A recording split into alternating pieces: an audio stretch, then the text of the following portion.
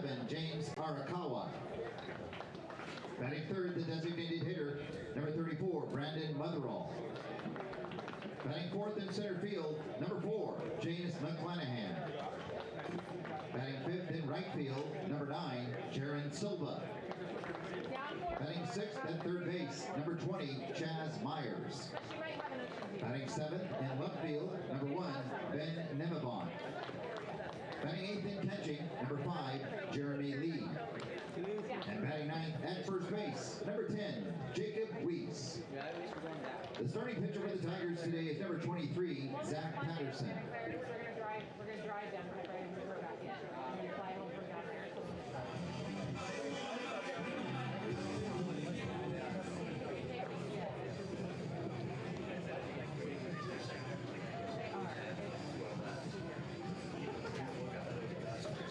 Oh yeah. Two guesses skinny here. This guy that sits in his white shirt, is he a pilot? Over here to the right. Bring them out, bring them out. It's hard to yell when the barrel's in your mouth. And he looks the same. I feel like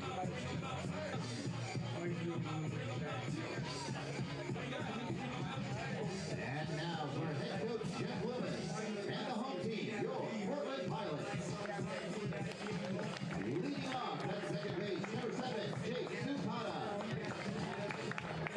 And second at shortstop, number 20, Spencer Scott. And third at the first baseman, number 2, Sam Brown. And fourth, the designated hitter, number 3, Trey Camaro. Batting fifth in catching, number 13, Nick Fleck.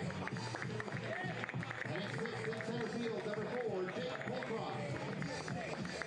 Batting seventh, the third baseman, number 11, Ben McAxel. Batting eighth in left field, number 14, Riley Knight. And batting ninth in right field, number 33, Henry Mensch. Starting pitcher for the Pilots today is number 34, Eli Morris.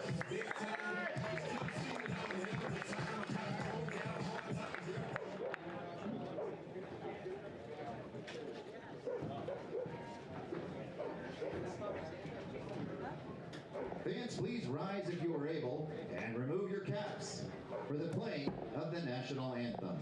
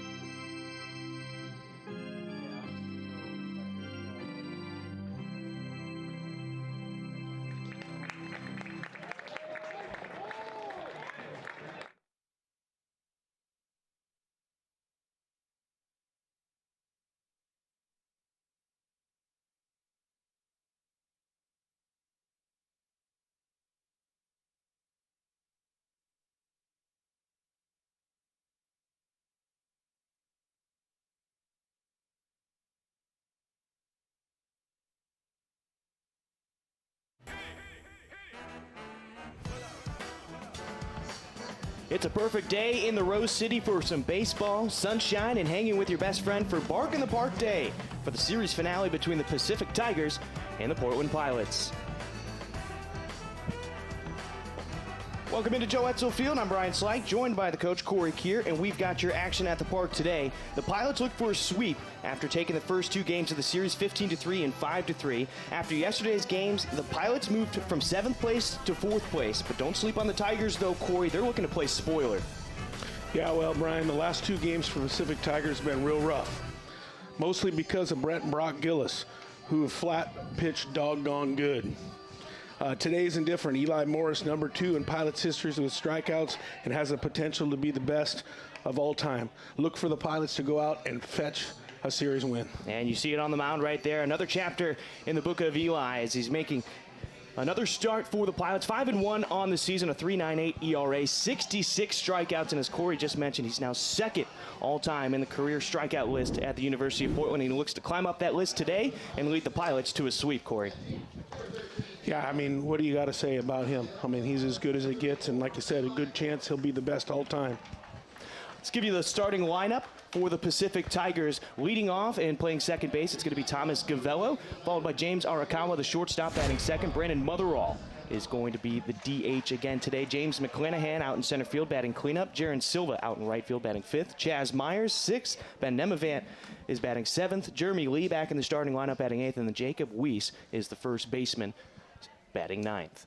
First pitch from Morris is a strike. 0-1 to start off Gavello.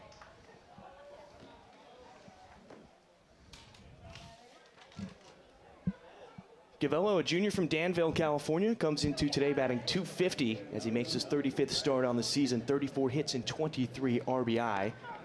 It's Morris just missing there. Gavello yesterday went 1 for 4 with a solo home run in the 6th inning. Pilots wearing their purple cutoff sleeve tops, purple undershirt with white pants and the pinstripes. Gavello swings and misses 1 and 2 with the purple socks as well. Pacific in their third different uniform in this series. The orange tops with Tigers in black across the chest and the gray pants with the black socks. The 1-2 from Morse and picks up another strikeout. First one for today, and he continues his total. He now has 67 on the season. The shortstop, number 27, James Arakawa.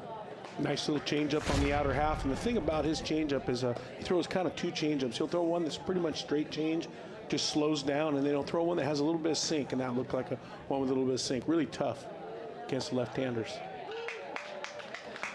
Strike to Arakawa. Here's the defense for the Pilots today. Briley Knight back in the left field after suffering what seemed like a minor injury. Back out there. Holcroft and Mensch is the rest of the outfield. Pataxel, Scott, Sukata, and Brown will be your infield. And Nick Klemp getting the start again behind the plate like he did back on Friday. Arakawa quickly falls behind 0-2 to Eli Morris.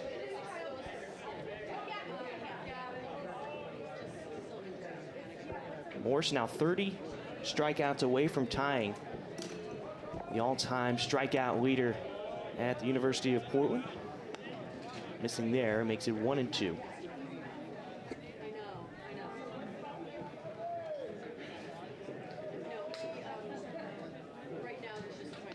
Arakawa patiently waits. The 1-2 from Morse in the dirt, blocked by Klemp. Go to the 2-2 count.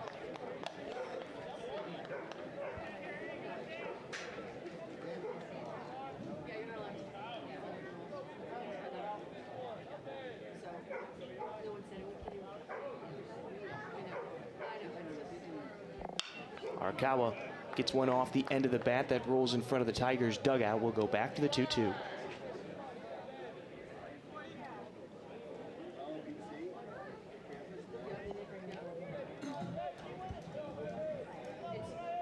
I love the all purples, especially you look down that dugout just to see a purple. It's nice.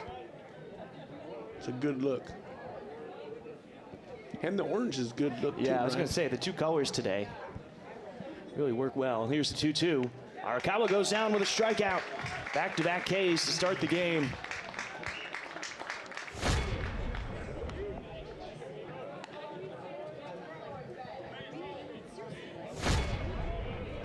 Designated hitter, number 34, Brandon Motherall.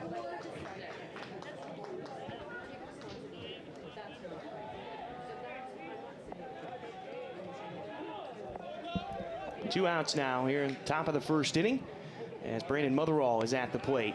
Takes the first pitch off speed strike. It's 0-1.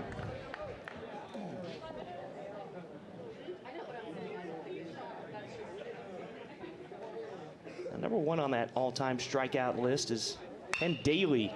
Here's a chop, or one hopper, excuse me, over to Spencer Scott as he takes it off the heel of his glove. And Motherall will reach base. can almost hear you say too hot to handle right there for Spencer Scott. Yeah, it was. It was a missile to his backhand side, and it was a tough one because it was a tweener. He really couldn't do much with it. He either had to just turn the backhand and try to work through it, and that's what he tried to do, but it got him on the up hop and ended up being an error. But sometimes there's not much you can do with the ball when it gets hit as hard as that one did. McClanahan now up at the plate. First appearance today. He's batting .278 on the season, making his 34th start. 35 hits and 20 RBI on the season. The 0-1 from Morse. Inside for a ball, makes it 1-1.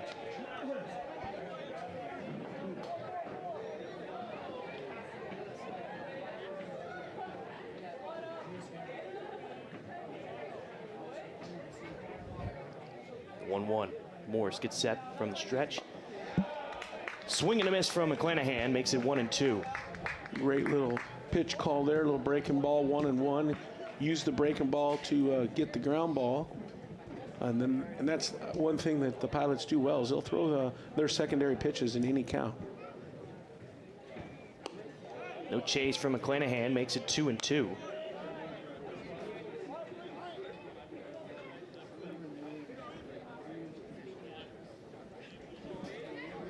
Outfield playing back. Mensch, his normal position out and right. Holcroft and Knight seem to be playing back with McClanahan at the plate. The 2-2 off the end of the bat. Pataxel charges it. And over to first in time. They strand one on base. No runs coming to score. 0-0 ball game. As we head to the bottom of the first inning, Sukata, Scott, and Brown set to lead us off when we return on the WCC Network.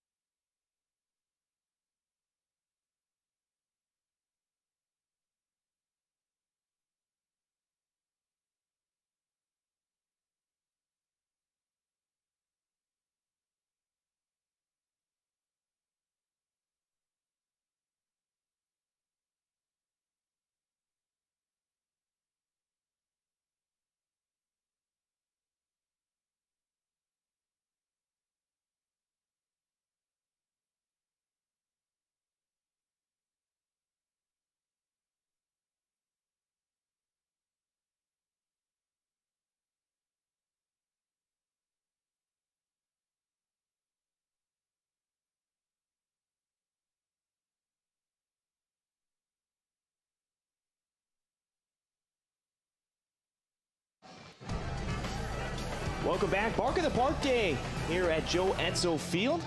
0-0 ball game. Let's get a look over at the right field berm. A couple of puppers over there today. On the mound for the Tigers, it's Zach Patterson. 6.57 ERA on the season. A 1-4 record through 8 starts as he makes his 9th start today. 38 in the third innings pitched. 36 hits, 28 earned runs. 21 strikeouts to 15 walks. Opponents are hitting .240 against him on the year. Jake Sukata stepped to the plate. Sophomore from Hawaii, he's batting .287 on the season, .408 in the leadoff position. First pitch from Patterson, a strike outside part of the plate near the knees, 0-1. Here is the lineup for the Pilots. Sukata, Scott, and Brown will be your top 3. Tamaro, Klemp, and Holcroft will be 4, 5, and 6. A chopper back up the middle, and a diving stop by Gavello, but that's all he can do. He eats it up, and that'll be a single for Sukata. And Sukata stays hot at the top of the order. I mean, if you could have him lead off every single inning, he'd hit 400 and be the best hitter Pirates ever had. It's crazy how when he hits in the 6, he hits different than the leadoff. We talked a little bit about it yesterday about how he's a little bit of a different hitter when he hits at the start of the game without runners in scoring position. Far more patient at the start of the game.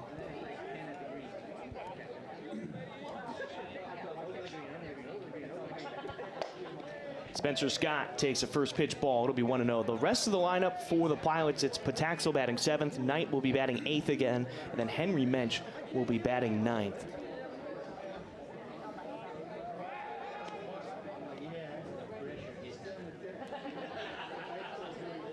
Throw over to first, Sukata back safely. Scott, just a freshman from Grant High School here in Portland, Oregon, batting .300 on the season.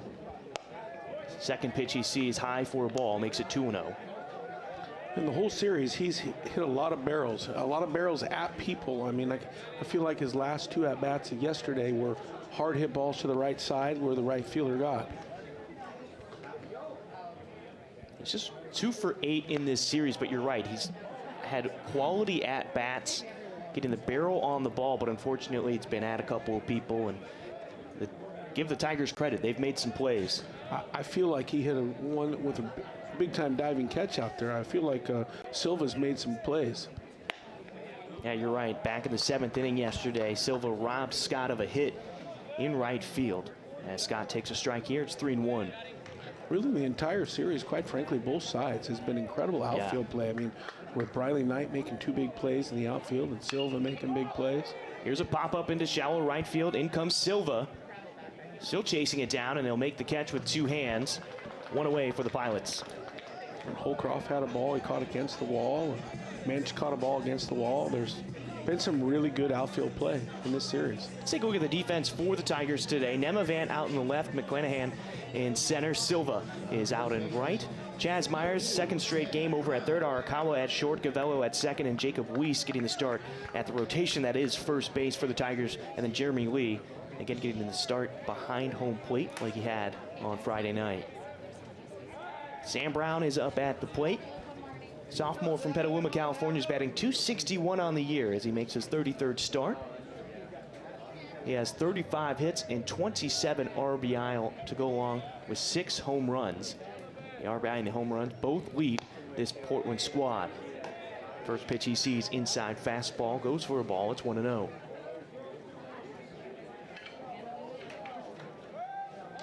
Brown had a home run yesterday in the first inning. That's what got the scoring going for Portland. Here he turns on one. Goes off the fence near the right field berm. Evens the count at 1-1. Went 1 for 4 yesterday. And then in game 1, he went 2 for 4 with 2 walks and 2 singles.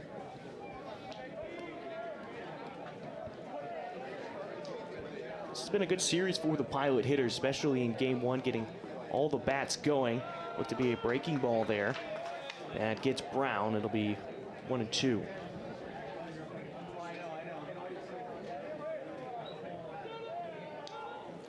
And even though Portland won the game yesterday, I still think we should give props to Marv Garin, who came in yesterday.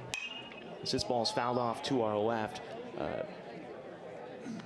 More quickly than he anticipated with the injury to the starter, to Elijah Birdsong, and he came in and threw 5 1/3 innings of work and gave up a few earned runs, but coming in on such short notice and holding the Pilots to minimal runs on the scoreboard.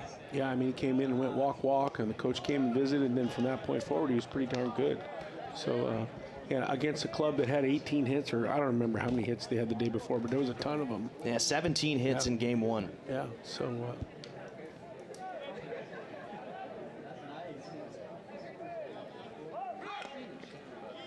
Fouled off as Sukata was going for second. He'll have to head back to first. 2-2 count.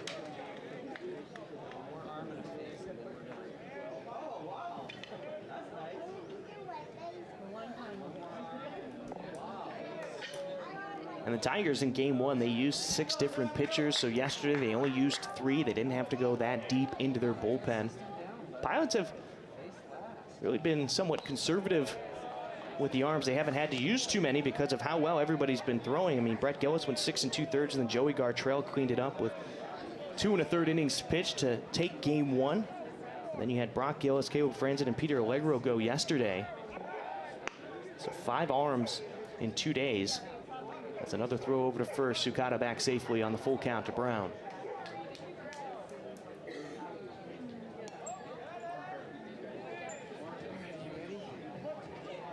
Shift put on with Arakawa, the shortstop, almost directly behind the bag at second as Brown fouls off the high pitch. Sukata was going. He'll head back to first. Glad there was a net there. That might have come in our booth. That was right at us. Looking at the dimensions with the overhang in our booth, I don't know if we could get one, even if it went over the net. It'd have to be the perfect angle. I don't know if we can get one. I don't think you can. But with no net, we could. Oh. We would have had a few, and this one's bounced into the dirt, made it about 58 feet to the plate. So Brown moves over to first with a walk, and now runners on first and second for Trace Tamero.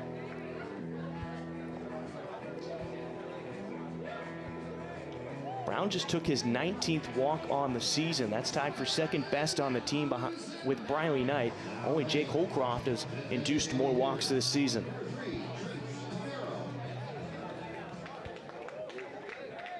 Tamero from here in Montana.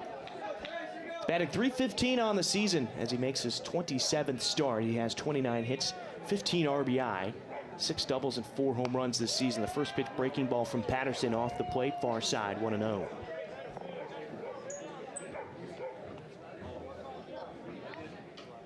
Perfect day at the park, 65 and sunny. We have about a 3-mile-an-hour wind that's blowing in towards home plate at the moment. It's the 1-0 to Tamero. In the dirt again, Lee able to glove it, 2-0.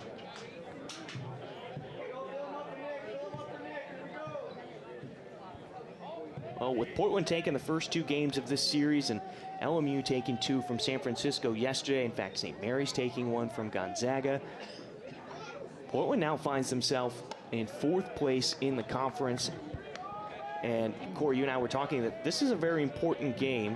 You've already won the series, but you want to go for the sweep and minimize the losses going down the stretch with most of these teams now behind you in the standings. Yeah, 100%. I mean, you got to stay out of that loss column. And if you can get this win and stay out of that loss column, it'll probably push them up again today. And there's a good chance they could get to 3rd by the end of the day. And so it's very important for them to stay out of the loss column.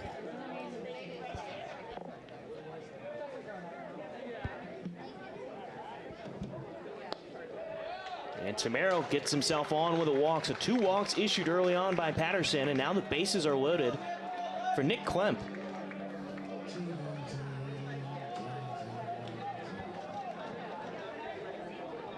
Klemp took the day off yesterday, and Boeto get the start. But in game 1, he went 2 for 4, reached base 4 times. He had a double, a single, and 2 walks, scored 3 times.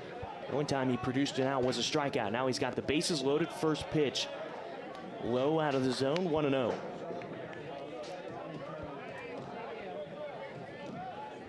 If you're Pacific, this is not how you wanted to start today's game. Loading the bases, only 1 out. Now you can get a double play and prevent no runs. Klemp, check swing, and they checked over to the first base umpire Joe Penna. No swing, it's a ball, 2-0. Really tough to get Klemp. Klemp can really run well. You know, I call him is a backside rabbit. And what I mean by that is, you know, you flip the ball to second base and then that backside runner, sometimes if they're just good runners. And Klemp is a type of runner that you have to really get a ball right at you, make a perfect exchange and a perfect flip to get a backside rabbit like him. Because we've seen him a couple of times beat out that double play running down the first baseline. Yeah. There was a ton of pilots in the lineup that I would consider backside rabbits. I mean, it's really going to be hard to throw Briley Knight out. It's going to be hard to throw Sakata out. You know, it's going to be hard to throw Holcroft out. I mean, these kids run hard, and they've got some pretty good team speed.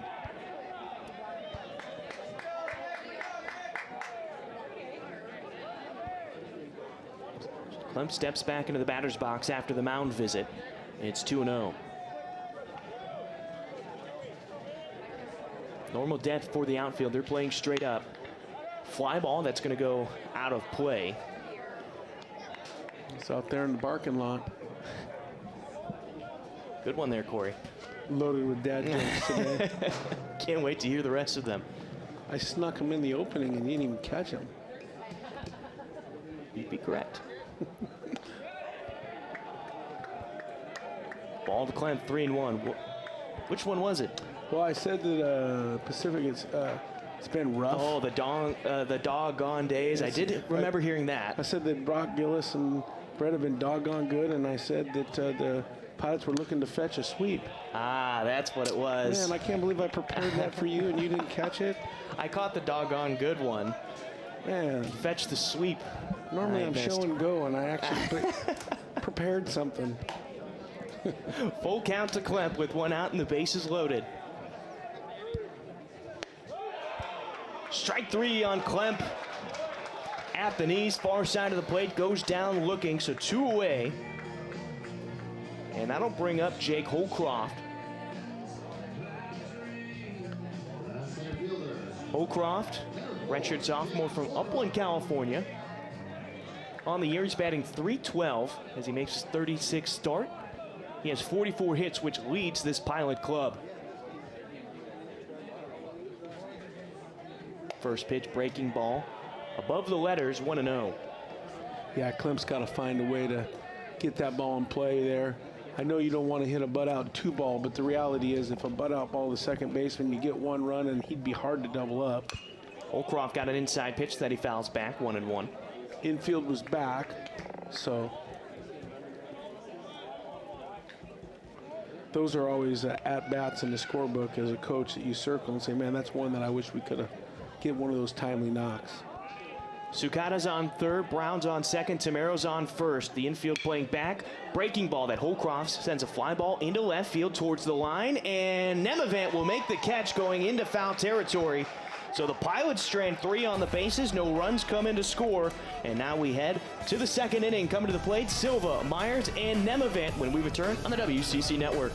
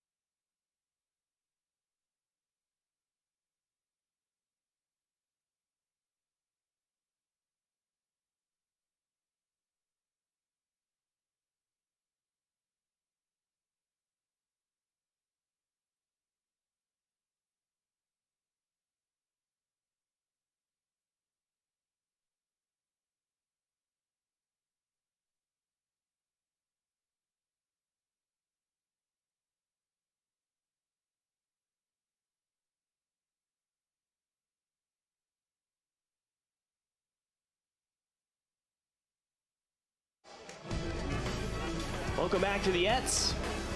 Bark in the Park Day in our series finale between the Tigers and the Pilots. Quite a few dogs over on that right field berm now, Corey.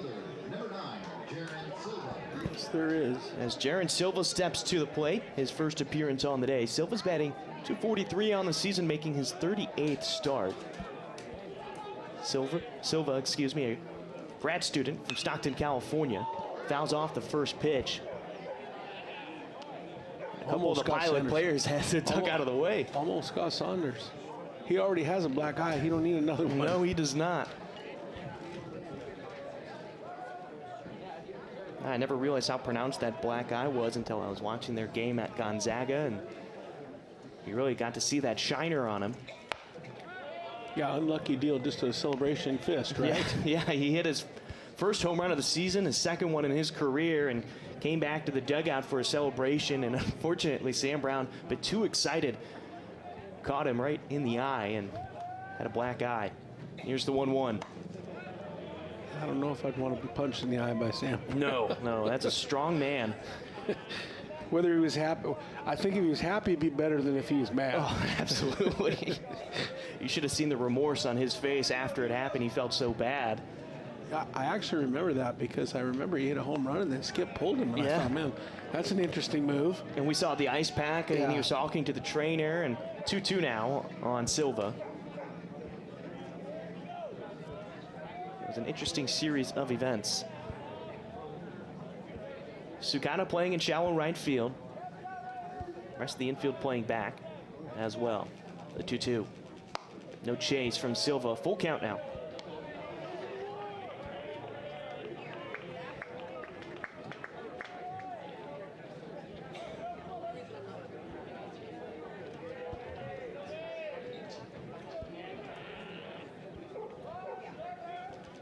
The 3-2.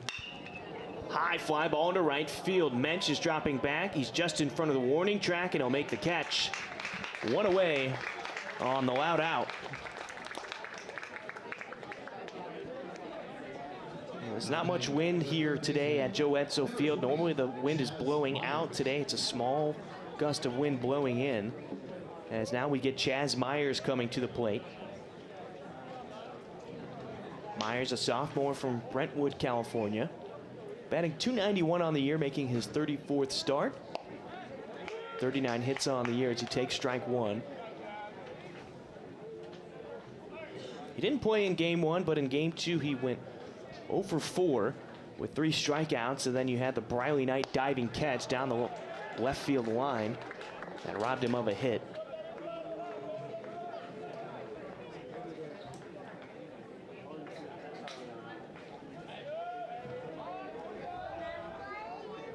The 1-1 to Myers. Correction, that was 0-2. Myers goes down with a strikeout. And there's 2 away now in the second inning as Ben Nemavant comes to the plate. Left fielder, number 1, Ben. Just an elevated fastball that Myers could not catch up with. So Nemavant now to the plate. Nemavant yesterday went 1 for 3 with an RBI single. Breaking ball that stayed high, 1-0. In game one, he went 3 for 4 with a double and 2 singles. Did score a run in that time. But he has been a tough out in this series. Ground ball towards Sukata, and he can't make a play into right field. So a 2-out single for Nemavant. And we continue at the bottom of the lineup to Jeremy Lee. Yeah, he's actually had a really good series. He was 4 for 5 in game one. I think you just said 3 that. for 4, yeah. 3 for 4. You just said that. One for yesterday and one today. One already today, and he's made a lot of plays out there. And I said at the beginning that he's just a good little player. It's interesting. He keeps hitting at the bottom of the lineup. He seems like he should be moving up the lineup, but maybe next series. It's been dialed in against this Portland pitching. As Morse throws the first pitch to Lee, inside and low, 1-0. Well, he is a true senior, so he's been around and he's polished. And Lee is a senior from Pleasanton, California, batting .259 on the year, making his 24th start as a throw over to first, not in time.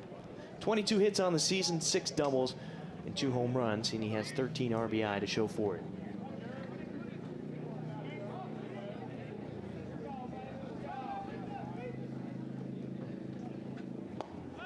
Strike on the breaking ball, 1-1.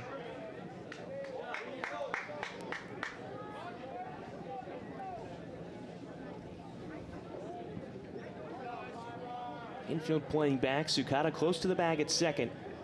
For a possible force out.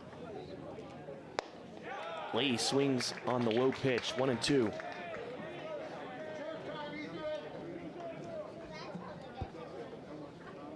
Well, we should be getting close to 70 degrees here on the bluff. Currently at 67 degrees. If you thought yesterday was nice, today's even better. That's a heck of a pitch right there. Just barely missed. 1-2 breaking ball by Morris. Clem trying to bring that back into the zone. Morse trying to get his 4th strikeout on the day. Had 2 in the first inning. Got Myers just a couple of batters ago. Wind starting to blow in. Runners going. And it doesn't matter. Lee goes down with a strikeout. Morse now has 4 Ks. They strand the runner on first. No runs coming to score. 0-0 ball game. We head to the bottom of the second. 7-8-9. Pataxel, Knight, and Mensch due up on the WCC Network.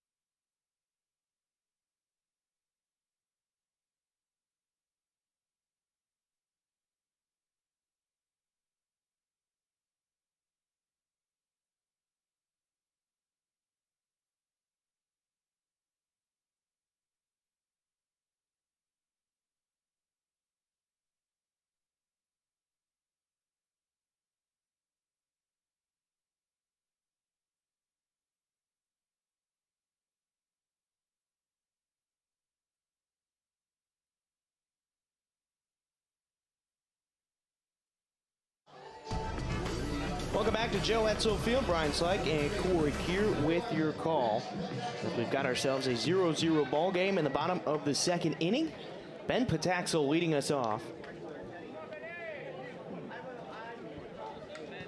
Pataxel yesterday actually did not register in at-bat as he takes a breaking ball inside for a ball.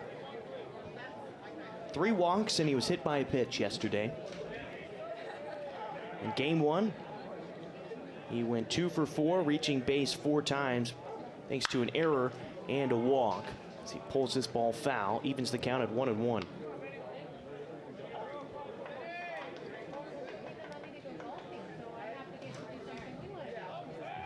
Pataxel on the season's batting .287, making his 35th start on the year. 35 hits and 18 RBI.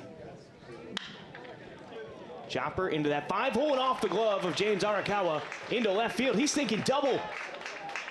Slide in, head first. The throw is late. And a leadoff double for Pataxel.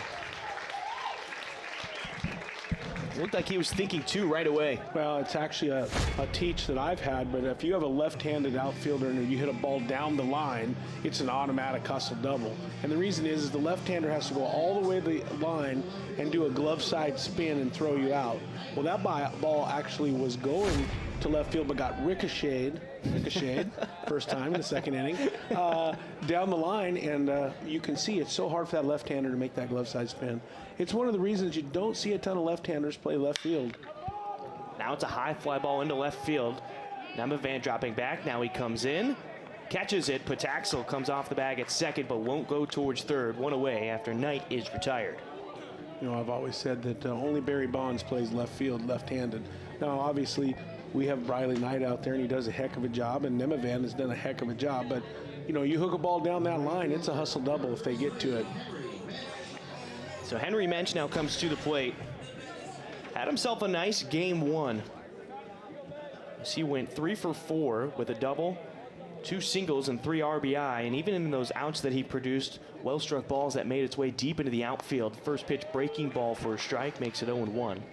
Did so well in game 1. They pushed him up to the 5 spot in game 2, but he went 0 for 4, 2 strikeouts, a fly out and a ground out.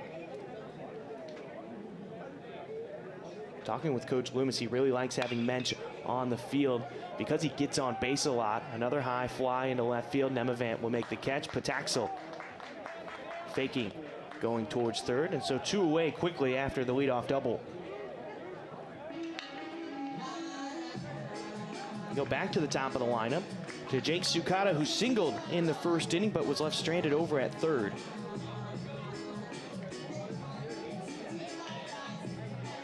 Yeah, both Knight and Mensch hit those balls hard. You'd like to see Knight hit that fly ball to right field. Give you a chance to move up to third. So move to third, so then when Mensch hit it to left field, you'd score a run. You know, it doesn't always go the way you want it to go. But Knight put a charge into the ball, just hit it the other way.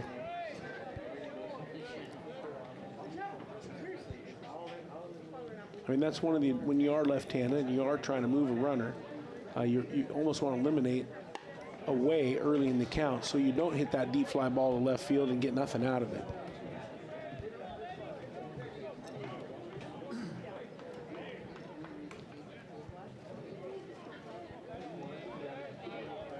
(2-0) to Sukata. And there, drives this one into right field. Valentine sends Pataxel home. Silva throws, not cut off. Pataxel in there head first, and the first run has come across with an RBI single from Jake Sukata.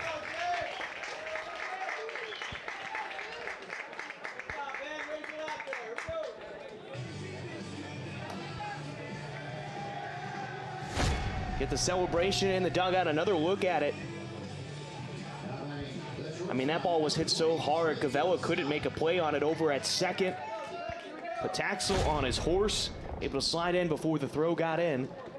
So a 1-0 lead now for Portland as Spencer Scott steps to the plate. Sukata now 2 for 2 as he takes his lead off at first. Ground ball over to short, fielded by Arakawa, flips it over to Gavella on the force out at second. And that will end the inning for Portland. Well, one run comes in thanks to Jake Sukata, a 1-0 lead into the third. It's Jacob Weiss coming to the plate, then Gavello and Arakawa when we return on the WCC Network.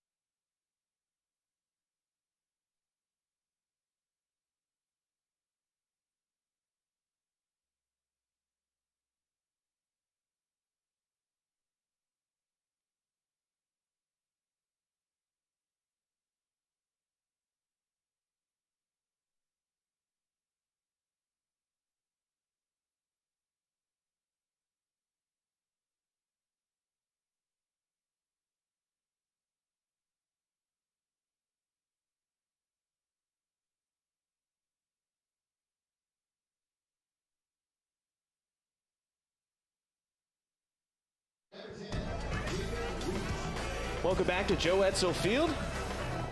Look at Haley Andrews and Kelsey Lindsay celebrating Bark in the Park Day on the right field berm. Looks like a hot dog. First pitch to Jacob Weiss off the end of the bat, but it finds its way into right field. Mensch charging it, and a leadoff single for the Tigers. In the shade over there, trying to cool off. The second baseman, number 12, Thomas Gavello. So Thomas Gavello now comes to the plate. Gavello struck out in his first time in this game. One of 4 Eli Moore strikeouts so far. Infield at the double play depth now. Pataxo playing in at third. Breaking ball that stayed in the right-handed batter's box. Moore's frustrated with himself. It's 1-0.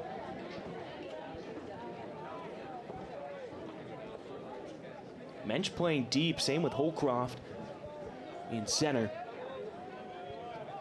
Gavello did hit an opposite field home run yesterday. Runner's going for second. Klemp up throwing towards Scott. And no, the runner's safe. Looked like Scott possibly could have had the tag on his leg as the runner got in, but the head first slide beats it. That's a stolen base for Weiss. That'll be his third one on the season. 2-0 as well, as that pitch was not in the zone. Get a chance to look at it. Ooh, I think Scott might have gotten him right there. Yeah, that's why he was frustrated. You saw Scott start to flip the ball to Sukata because he thought he was going to call him out. Yeah, you got him right on the back of the thigh there. High fly ball into center field. Holcroft is getting behind it. Now he starts to come in to make a throw towards third. The hesitation from the runner. He'll stay put at second, one away.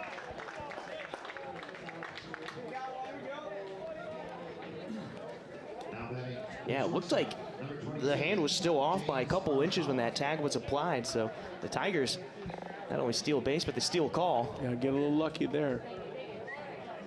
Good exchange. Catch and exchange by Klemp. Arakawa at the plate now. He's 0 for 1 with a strikeout as well. Sukata keeping an eye on Weiss at second. First pitch to Arakawa above the letters for a ball, 1-0.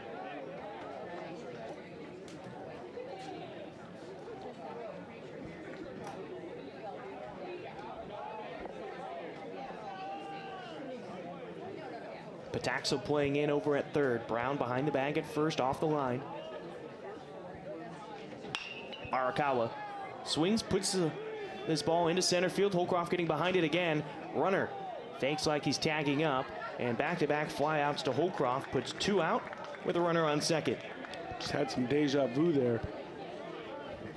That's how you're staring out in the field like you saw something. Just the same play. It's the exact same play. So Wynn picks up, looking at the flag in center field. Motherall comes to the plate. He reached on an error last time on a ball that short-hopped on the backhand side of Spencer Scott over at short.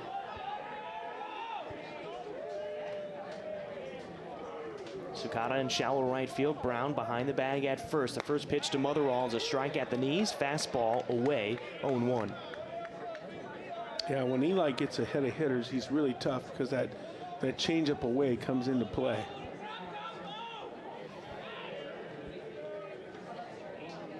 Outfield playing deep for Motherall. Scott keeping an eye on Weiss, the runner at second. Morse looks back, comes home in the right-handed batter's box, 1-1.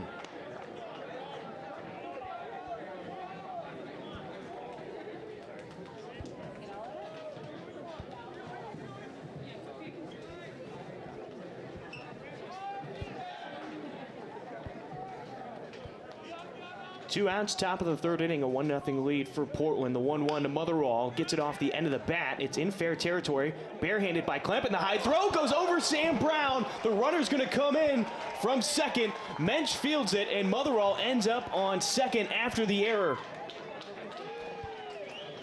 Yeah, interesting play there, too. It took a weird hop. Thought for sure Eli was going to get it. And Klemp just stabbed his hand out there and grabbed it.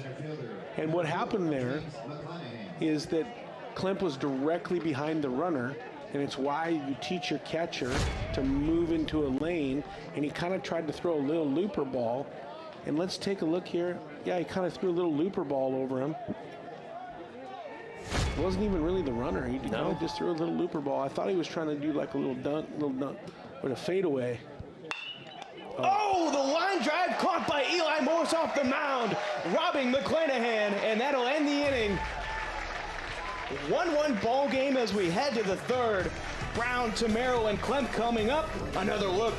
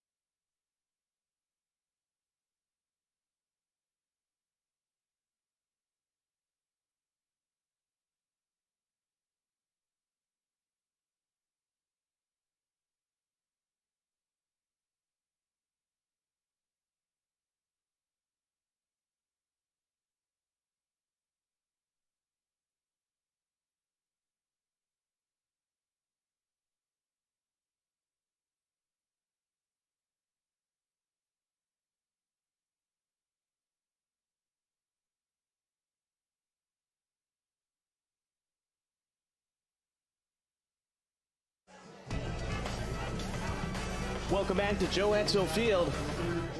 Seems like more and more dogs making their way over to that right field berm as Sam Brown comes to the plate, leading off the bottom of the third inning. Brown sends one down the left field line that ends up in the bullpen for the Pilots, 0-1. Brown walked in his first at-bat on the day. Tigers just tied this game up in the top of the third inning on an error on a throw over to first that allowed the runner, which was Jacob Weiss, on second to score. Portland had scored in the bottom of the second inning thanks to an RBI single from Jake Sukata. This ball making it about 60 feet, but bouncing into the catcher Lee. 1-1 on Brown.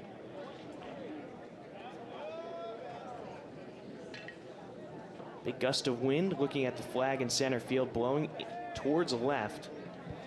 But in the 1-1 breaking ball outside, 2-1. Shift put on by the Tigers.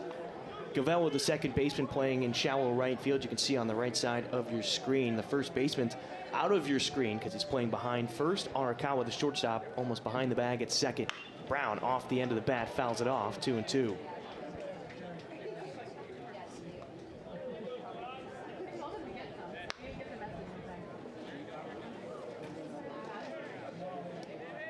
If you're going to hit a home run today, I'm not saying Brown is going to in this at-bat, but you're going to have to hit it on a line with the wind blowing in. Normally, we've got the wind blowing out, and the ball will carry. Here's the 2-2. That's strike 3 on Brown. A slider on the backside gets him one away. Tough pitch to handle. Beautifully executed by Patterson, and now Trace Samero comes to the plate. Samero walked his first time up. She'll get another look at it. And Lee did a good job of also bringing it into the zone. A little wide there. Yeah.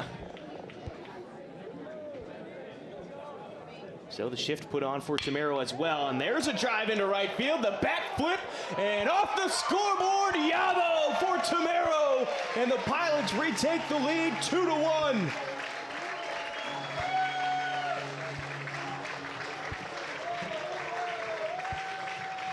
He knew it as soon as he hit it. Tossed the bat.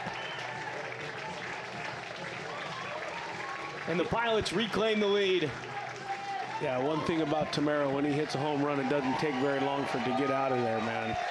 That's the thing. Now, you didn't hear a bang on that scoreboard. They smartly put a net in front of it with missiles from Tamero. Wow, that was almost off the top of the scoreboard. Another look at that last swing. Yeah, it gets out so fast, you don't even have to say. Normally, you get a chance to wind it up and make some build-up. It's like, oh, it's out of here. The 2-1 lead as Klemp took strike 1. Breaking ball stays high, evens the count at 1-1. Yeah, the raw power that he has is ridiculous.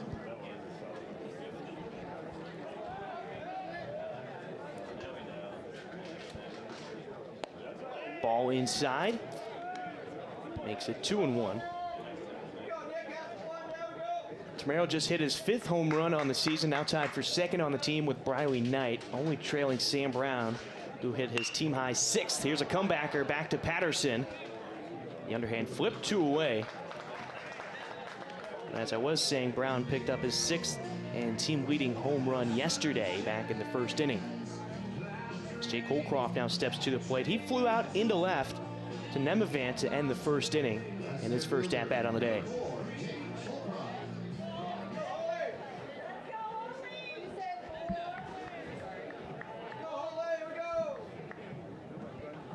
Holcroft back up the middle. Patterson gets his leg out of the way, and a 2-out single keeps the inning going.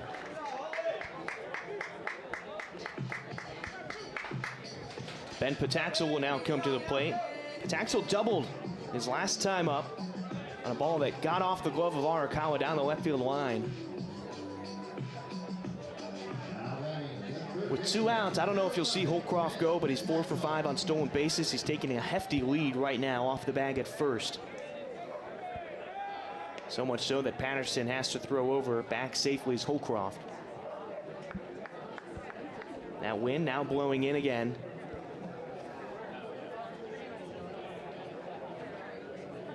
First pitch to Pataxel, far side of the plate for a strike, 0-1.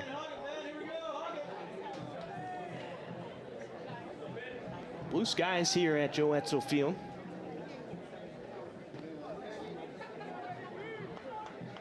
Just another beautiful day in the Northwest after a rainy day on Friday as Pataxel fouls this one off with Holcroft, who was going towards second. And this ball ends up on the berm near a couple of people. And we'll reset with 2 strikes on Pataxel, 0-2.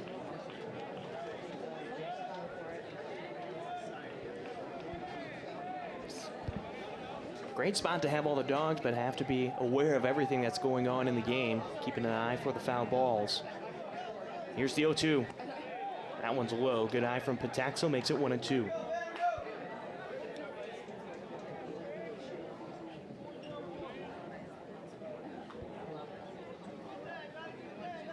Patterson at 40 pitches right now through 2 2/3 innings pitched. Holcroft went, and a well-struck ball by Pataxel. That one's going to be in the gap and off the warning track, off the wall. Holcroft was stealing. He's on his way home. And an RBI double for Ben Pataxel. Pushes that lead up to 2. It's now 3-1. Another hard hit ball on a pitch over the middle of the plate. Just hammered to the left center gap. Yeah, Nemavant, we knew he wasn't going to be able to get to it. Holcroft was stealing, so he was already on the move. And he scored all the way from first. And with 2 outs, Patax will just cruise into second base, and hopefully Riley Knight will change places with him.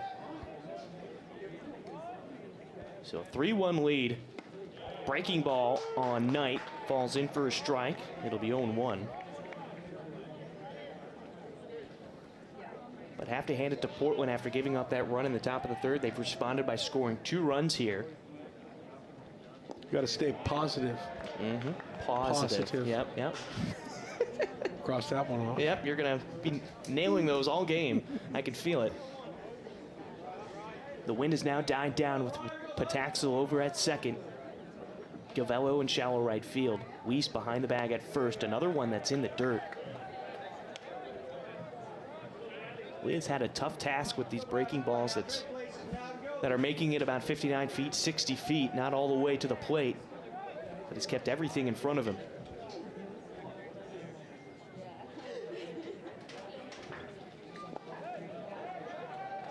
Another one blocked by Lee. 3-1 on Riley Knight.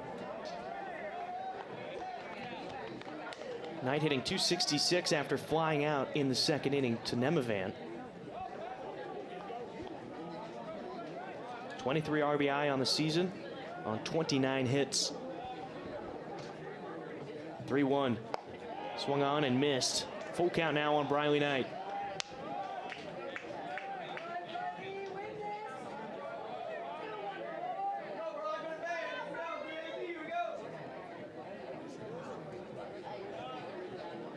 Pataxel taking his lead off at second. Arakawa creeps in. Now he retreats. 3-2, pulled to the right side, over to Coach Lopez. Will reset on the full count.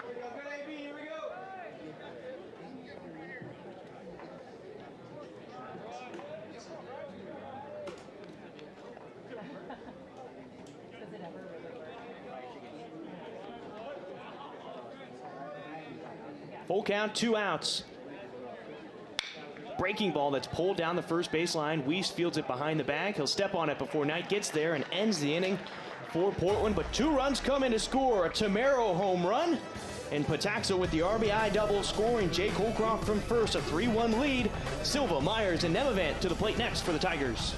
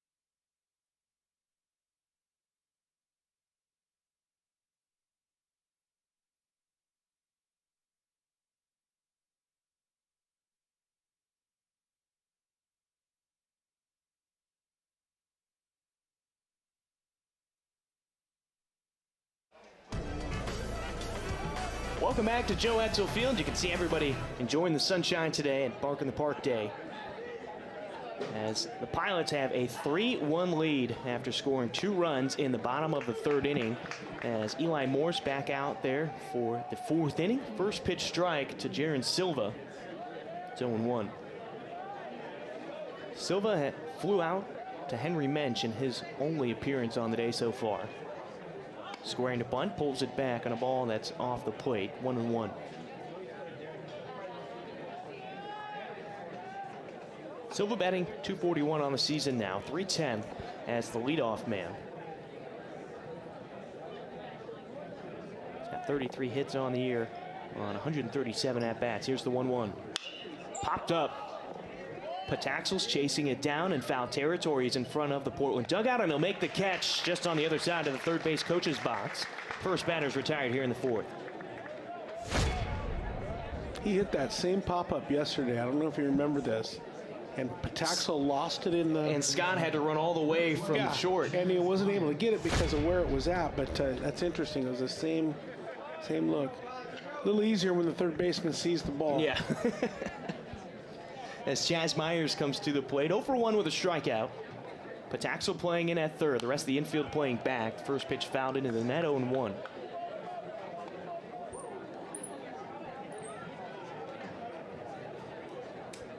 Gotta say, it's been nice. You're seeing a lot more students show up at the ballpark right now. If I recall, this was nearing finals week for a lot of the kids. Now they get a chance to relax and enjoy some sunshine at the park. Morse missing Woe and Wayne, 1-1. Yeah, when that sun comes out, the students come out, that's for sure. And you look off to the left here, and it looks like you've got some Cleveland, looks like senior league players and some Roosevelt senior league players in the park. And it's really cool to see community baseball showing up to the University of Portland to watch Division I baseball. It's really cool for those young players to get to watch and aspire to play. And I think if you look further down that third baseline, that's a check swing from Myers, and no, Penna saying he did not go. That'll even the count at 2-2, but even Grant High School down on the far side. Yeah, Grant has a heavy presence here because of the man playing shortstop. That's their fan club there. Spencer Scott. Full count now on Myers.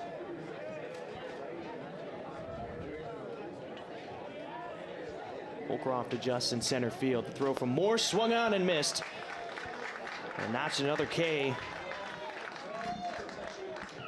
And that's now 5 on the day. As Nemavant will come to the plate. Corey, I'm going to steal a phrase from you. Bad rash, this guy at the plate. We said it the first time that he was up, that it's been a tough out. Seeing the ball well at the plate, and he's really taking advantage of these Portland pitchers. Again, going 3 for 4 in game 1. And even though he went 1 for 4 yesterday, he hit the ball hard and in some tough spots. Yeah, that'd be his nickname for sure. You'd the bad rash Nemavant. The 1-0. Ground ball to the right side. Sukata will field this one backhanded. Almost behind the bag at second, and Nemavant sliding in head first beats the throw. Ooh. And that looked like it could have hurt him as he slid over the bag and sort of did a somersault down the line. But it's a 2-out infield single. Yeah, it almost looked like he might have caught his chin on the turf and then it flipped him over.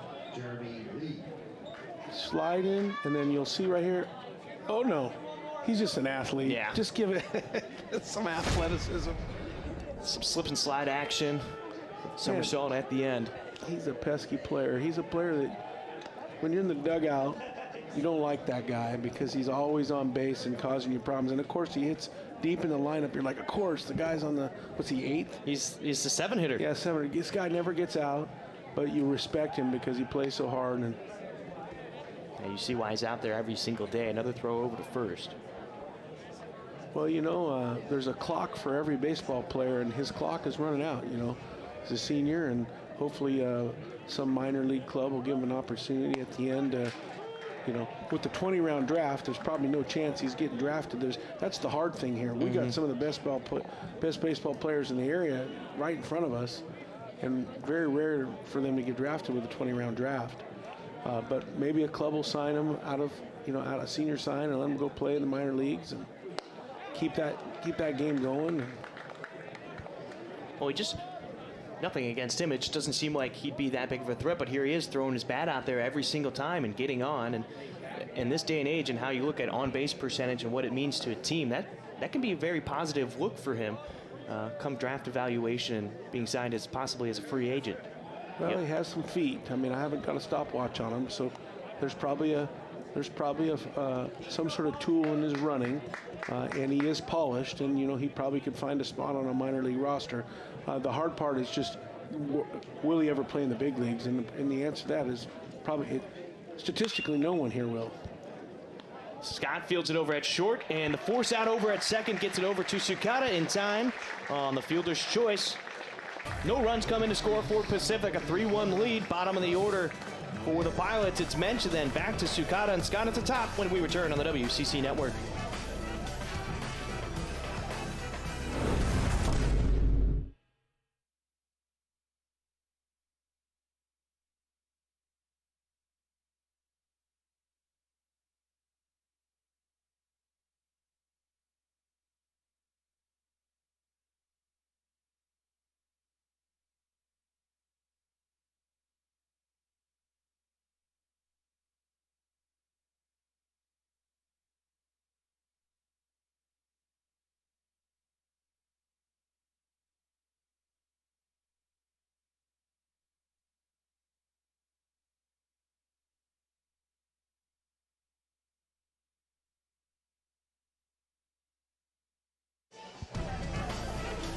Welcome back to Joe Edsall Field. Let's take a look at the standings right now in the West Coast Conference. If you looked at it yesterday, Portland was where San Francisco was, but San Francisco dropped 2 games yesterday and now have dropped down. Portland moves up to 4th, but really you have to look at that loss column. You're tied with Santa Clara, and then you've got Pepperdine and San Francisco just behind you, and even Brigham Young is not far behind. They have the same number of losses, and 2 and 3 still within grasp for Portland. And like I said, you get in the win column tonight. San Diego finds a way to lose. Now you're in 3rd place. And so, again, you got to stay out of that loss column as much as possible. But, again, Portland needs to stay in that top 6 to give them a chance to play in that final 6 at the end of the year. Which would be their first opportunity at the WCC tournament. So Henry Mensch comes to the plate. 0 for 1, a fly out to Nemavant into left field back in the 2nd inning. Takes a first pitch ball low and away, 1-0. I think there's a ton of potential. Potential, yeah. And that would be possum. I'm sorry. That was too many of them. Here's a fly ball into right center field. McClanahan chasing it down. Now he comes in, calling off Silva, and he makes the catch in right center. I went deep in the Page 6 of Google to get that one. Let me cross these off. Some of these are pretty dumb. Sukata comes to the plate. I got some doozies for you. It's 2 for 2. 2 singles and an RBI that he picked up in the 2nd inning as he scored Ben Pataxel from 2nd. And right now you're seeing a lot of shifting on the left-handed bats for Portland. Another time that you've got Gavello, the 2nd baseman, in shallow right field, and Arakawa behind the bag at 2nd. But you can't always assume Sukata's going to pull the ball. We've seen him go opposite field a couple of times. The 3rd baseman stays put. That's Myers. He's off the bag or off the line at 3rd, even with the bag. Inside ball, and Sukata makes it 2-0. Yeah, all these hitters have spray charts, and, you know, there's little dots where they hit the ball, and when there's no dots at shortstop, after so many at-bats, coaches think, why am I putting a player where there's no dots? Ground ball over to 2nd, and Gavello had to pop out of his glove, had to go back in, but Sukata hustling down the line, beats it out. Pretty darn athletic play by Gavello after it popped out to try to still get the... Well, he caught it in midair with his glove again. Yeah. They'll count that one as a hit for Sukata. So he's now 3 for 3 with 3 singles. And another look at that last play. Yeah, he caught it off the bounce on the ground. Still almost got Sukata over at first. Scott, excuse me, at the plate. 0 for 2. Fly out to right and a fielder's choice. Sukata going for 2nd. The throw down to Gavello. The throw beats him, and they get Sukata. Sukata thrown out for just the 2nd time this season. Caught stealing. And now 2 away in the bottom of the 4th inning. Didn't have as big of a lead as you normally see over at first. And yeah, tag applied on the arm as Sukata was sliding in. Easy call for the umpire. Breaking ball on Scott. A strike, 0-2. Man, I'll tell you what, from where I sit, I thought Sukata was safe, and I thought the guy before was out, and it was the exact opposite. Sukata. Fly ball into left center field. Nemavant running back towards the warning track, and he will make the catch just in front of the track. Another well-hit ball by Spencer Scott that just does not fall. We head to the 5th inning. It's Weiss, Gavello, and Arakawa coming to the plate for the Tigers on the WCC Network.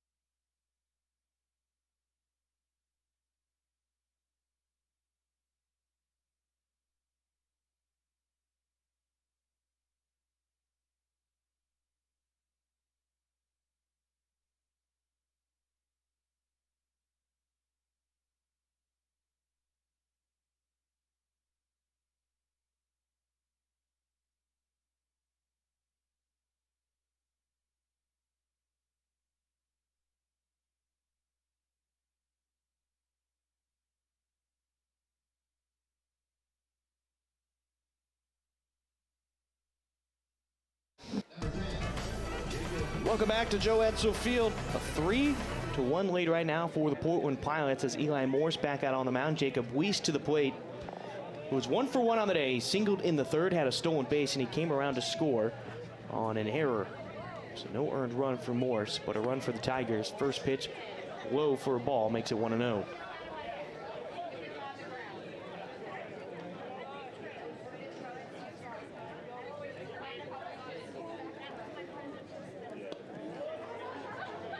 Weiss lays off the pitch low and away, makes it 2-0.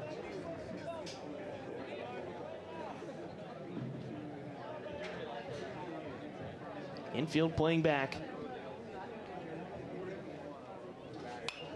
Fouled off into the backstop, 2-1. Yeah, probably perfect weather for baseball today. Not too hot. You can sit out in the regular seats with the sun on you, and it's not too hot. Notice some students down in front of us got their books out, and they're trying to watch the game and study. Jam shot inside, weird rotation on the ball. Sukata, the quick transition out of the glove. Gets Weiss. One away. And I'll tell you, that's a great play. He does that so often, it's really, really hard to understand how great of a play that is. He just makes it look so easy, but just comes in and throws that across his body.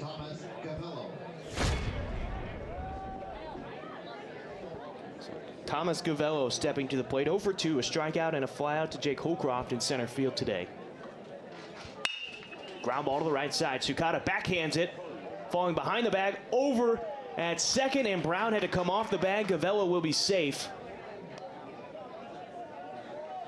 Difficult play for Sukata. Really had to throw across his body that time as he was going up towards the bag at second. Almost Jeter-ish, if you will. They'll give Gavello the hit.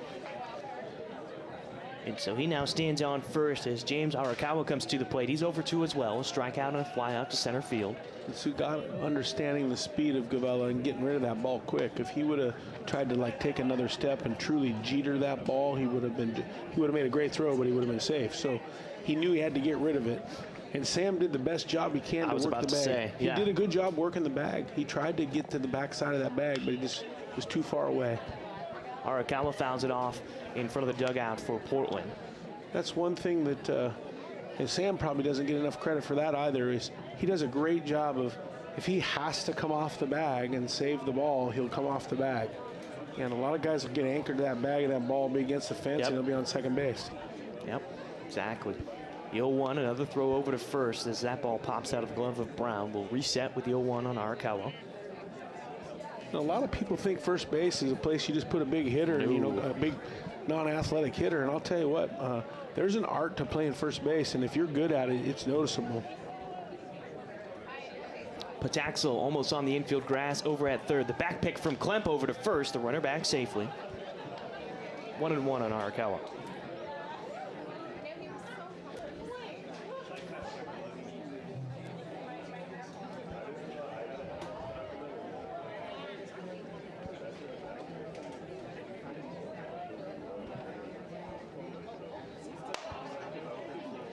Klemp out of his stance again on the high fastball. 2-1.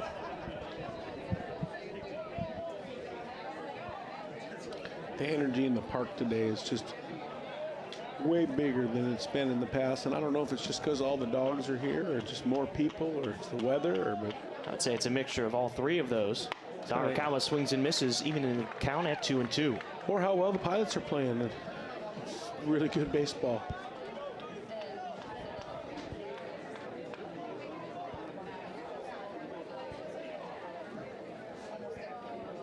See a couple of volleyball players and men's basketball players in the stands as well. As Morse throws, Arakawa gets down low to get enough of it on the bat. We'll reset to the 2-2.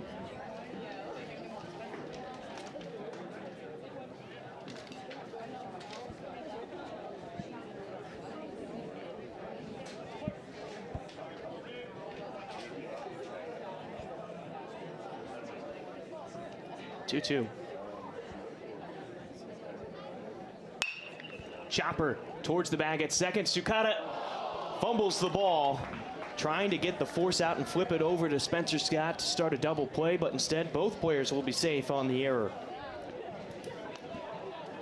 An uncharacteristic play from Sukata, usually sure-handed. Yeah, he got it on kind of a little bit of an up hop. You know, he's trying to get that lead out. Credit Gavello running the bases well to cause that pressure for Sukata to make a quick play. Yeah, again, this is when you go, so what? You know, you want to calm your club down because there is one out. You can still get another double play. Don't want to panic over an error. First pitch from Morse to Motherall is a strike at the knees, far side of the plate, 0-1.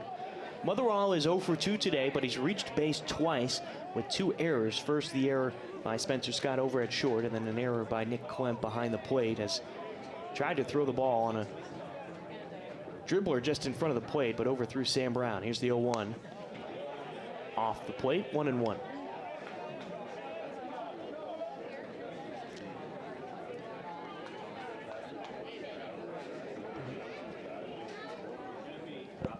Using Spencer to hold the runner at second base, and Motherall hits a lot of balls in that left center. Almost feel like it should be the other way around. Nope. And there he sends it into right field. That'll be his first hit of the day. Mensch comes up throwing towards home. It'll be cut off by Brown. The throw, not in time. Sliding in head first, it's Gavello, and an RBI single for Motherall. Tigers are not going down without a fight, as they now trail 3-2 with only one out here. Number 4, James Cunningham.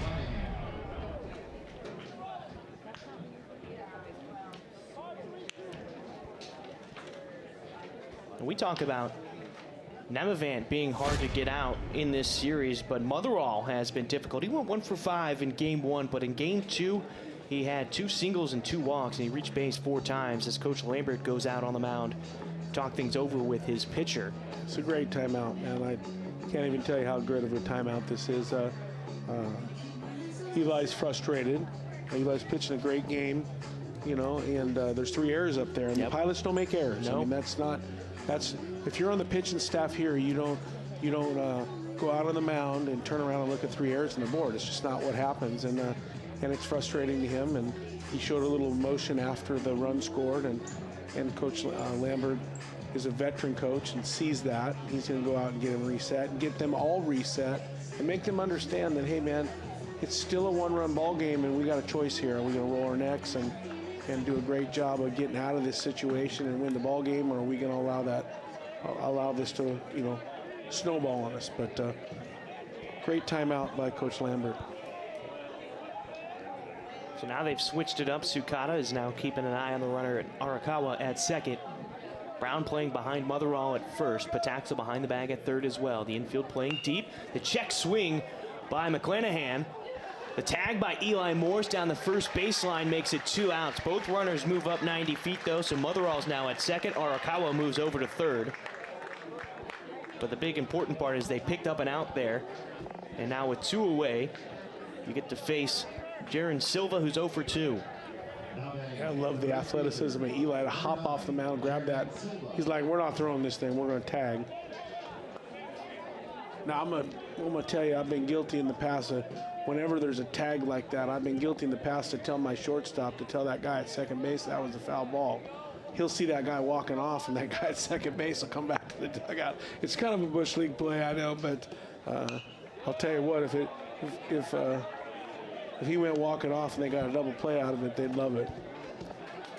Absolute base runner to see the baseball. Don't listen to the shortstop telling you it's a foul ball, right? Mm-hmm. Now, you call that Bush League. Is the hidden ball trick Bush League as well? I don't know. I don't think what I just said is Bush League, but a lot of people would think it's Bush League. But I don't think the hidden ball book is Bush League, because it's you got to practice the absolutes and base running, and the number one is see the baseball. And if you run the bases and you don't know where the baseball is, that's on you. So. Yeah, we saw that as the runner got doubled up yesterday on a fly ball into left field. Briley Knight came out of nowhere making the catch and then doubled up the runner in Weiss, who never saw the ball, and got him at second. The 1-1 in the dirt. Klemp blocking it with his body to keep those runners at their bases. 2-1. It's so important as a base runner to know where that baseball is, and and the coaches, you know, that really honestly the first base coach, that's one of your primary jobs, is to understand the situation and where the ball is at all times. Silva swings and misses on a breaking ball. Should reset to 2-2. I don't remember if that happened to us last year. Remember, do you remember that story about the hidden ball trick happening to? Oh yeah, with Ridgefield and Columbia River. Yeah. Oh yeah. Yeah, and the unfortunate thing is no one knew where the ball was in the whole park except for me, and I watched the pitcher get up on the mound, and I said, oh goody, he's on the mound, it's going to be a balk. And then they tagged him, and the umpire called him out and didn't call him a balk because the umpire didn't know the rule. The 2-2, check swing, and they got him! That ends the threat for the Tigers as Silva strikes out. 2 runners left stranded. 1 run does come in to score. The Pilots take a 3-2 lead into the 5th. Brown, Tamero, and Klemp due up on the WCC Network.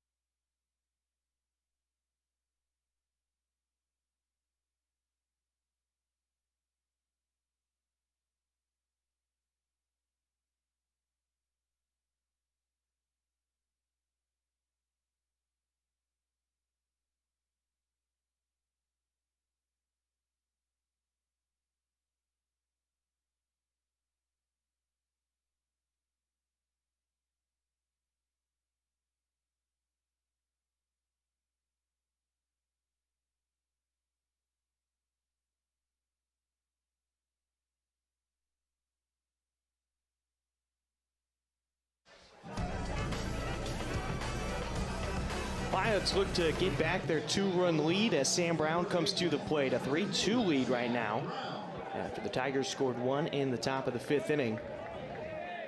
Shifts put on with the left-handed bat. Again, Gavello in shallow right field. Arakawa behind the bag at second. And you know what? Sam Brown says, don't worry about that shift. I'll send it into left field anyways, and a leadoff single.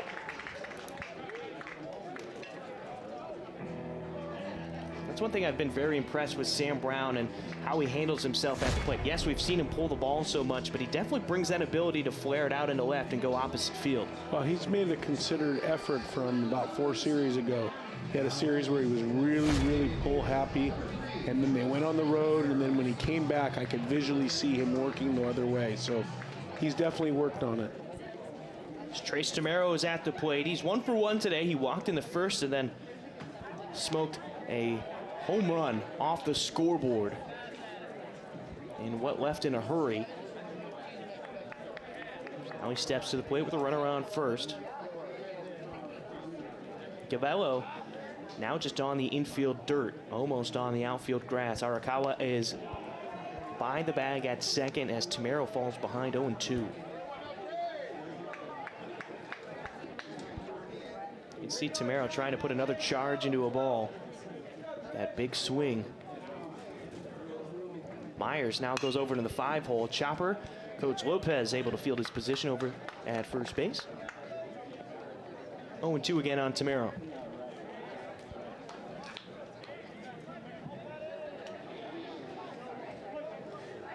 Wind blowing towards third base, but on the left side. The 0-2, high and away, makes it 1-2 on Tamero. Tamero, after that home run, now batting .323 on the year. Slugging .548. He's hitting .370 with runners on.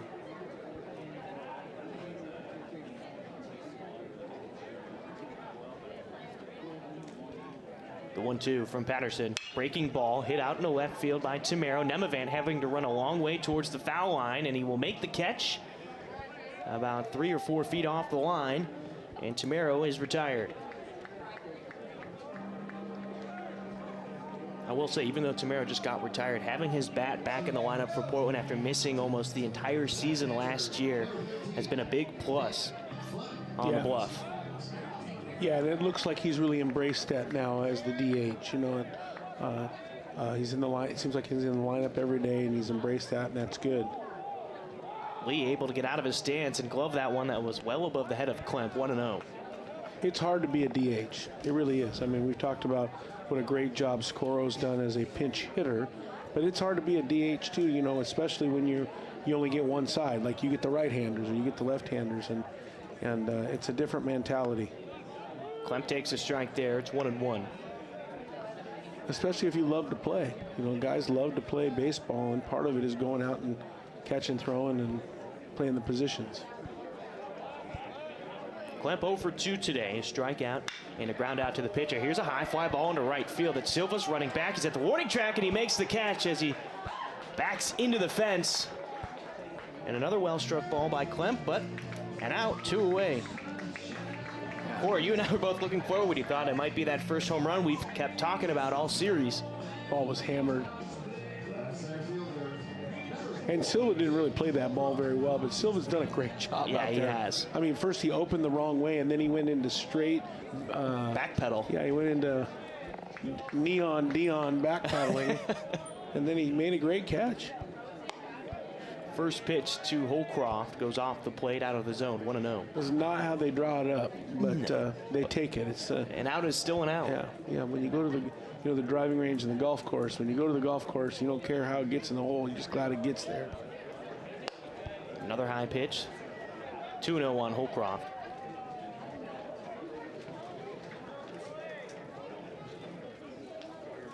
Yeah, golf was never really my game. They have those nets up at the driving range for me. A lot of slices. Holcroft fouls this ball off behind us and to our left, 2-1. It's an easy fix. Someday we'll get you out there. Taught many an athlete how to hit a golf ball straight. Oh, are you an athlete? That's the question. Wow. Holcroft, a fly ball to Nemavant in left field. Takes a couple of steps back, camps himself underneath, and he makes the catch. So the leadoff single is nullified with 3 straight flyouts. No runs come in to score as the Pilots hold on to their 3-2 lead heading to the 6th. Myers, Nemavant, and Lee when we return.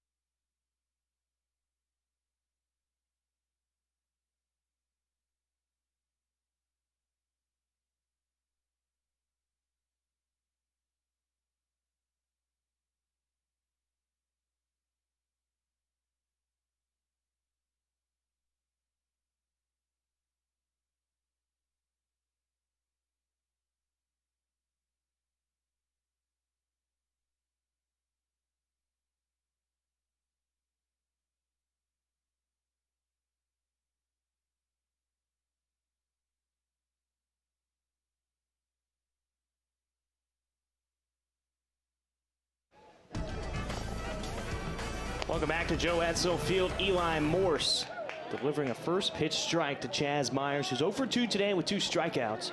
Myers has had a tough series in general. Did not play in game 1, but in game 2, he went 0 for 4 with 3 strikeouts. So far 0 for 2 with 2 strikeouts today as he takes ball 1. It's 1-1.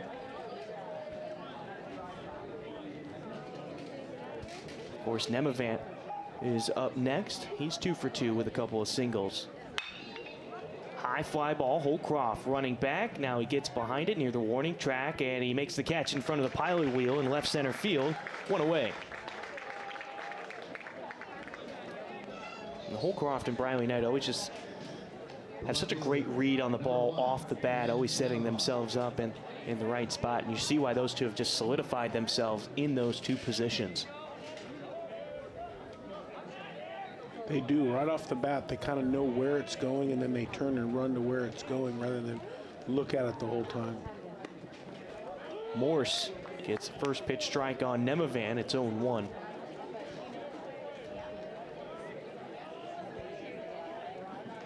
Well, the Tigers have 2 runs on 5 hits, but they've been the beneficiaries of 3 Pilot errors in this game as that ball is fouled off out of the stadium. 0-2 on Nemavant. See Morse's day right there. 61 pitches through 5 1/3 innings of work, 6 strikeouts, no walks. Yeah, I mean, look at the statistics. He's pitching a gem. Now has 72 strikeouts on the season to just 19 walks. And the 72 strikeouts puts him 1 behind his career high of 73. Nemavant off the end of the bat, and they're going to say a foul ball. We'll reset with the 1-2.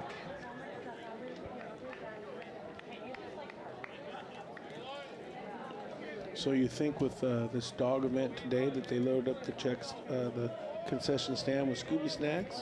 Some puppy chow? Or some popcorn? Oh, popcorn.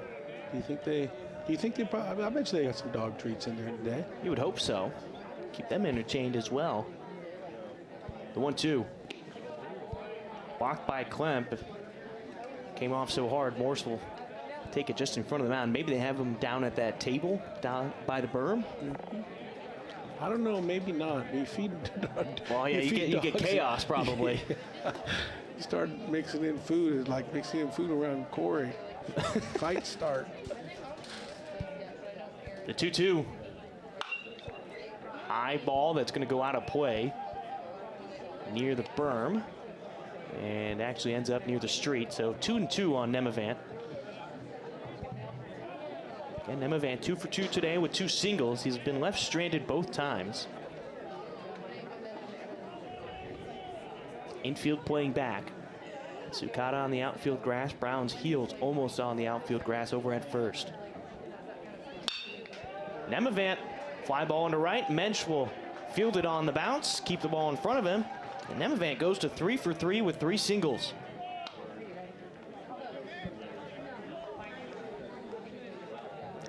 Bad rash. Yeah. Keeps having himself a great day as Jeremy Lee comes to the plate. 0 for 2. Fielder's choice in the 4th and a strikeout in the 2nd. Did not play in yesterday's game, but back in game 1, he was 1 for 4 with a single.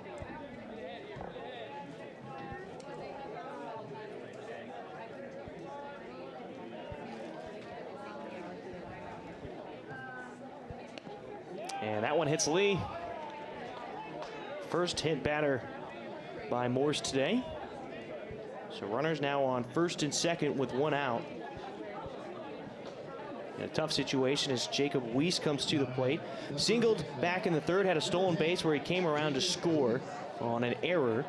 And then he grounded out to Jake Sukata his last time up. Perfect opportunity to induce a ground ball, get a double play possibly for Morse.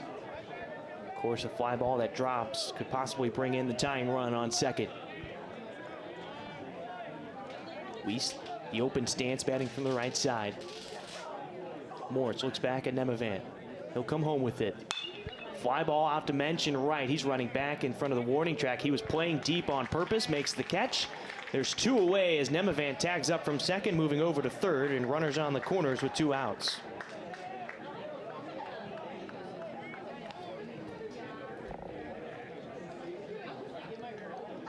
Thomas Gavello coming to the plate, 1 for 3. Strikeout in the 1st, a fly out to Holcroft in center back in the 3rd. In the 5th, he had a single where he came around to score on a Brandon Motherall RBI single. Gavello came into today batting .250.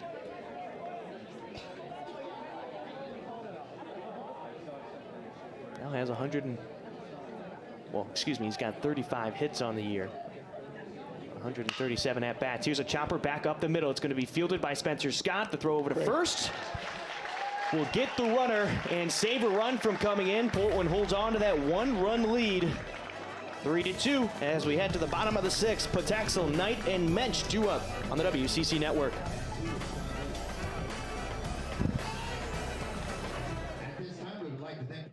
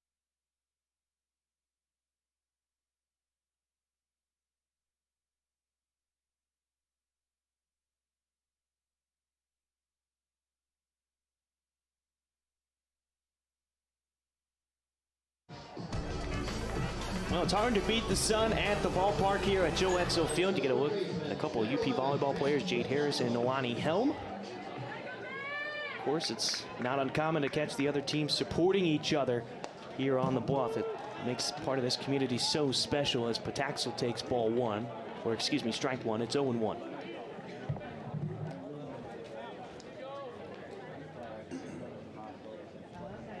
Pataxel squares to bunt, pulls it back in time for a ball. 1-1. Yeah, it's just that time of year, Corey, where classes are getting out. The perfect weather here, and it's easy to take in a ball game as Pataxel takes the inside pitch for a 2-1 count now. And we talked about that outside booth. They didn't get on that for us. Not today. Right down front. See, no one sitting there. You can sit right down front. We did have those extended mics last season. Could get it done as Pataxel golfs one into left field. Nemavant came in a few steps, makes the catch, and one away to start off the sixth.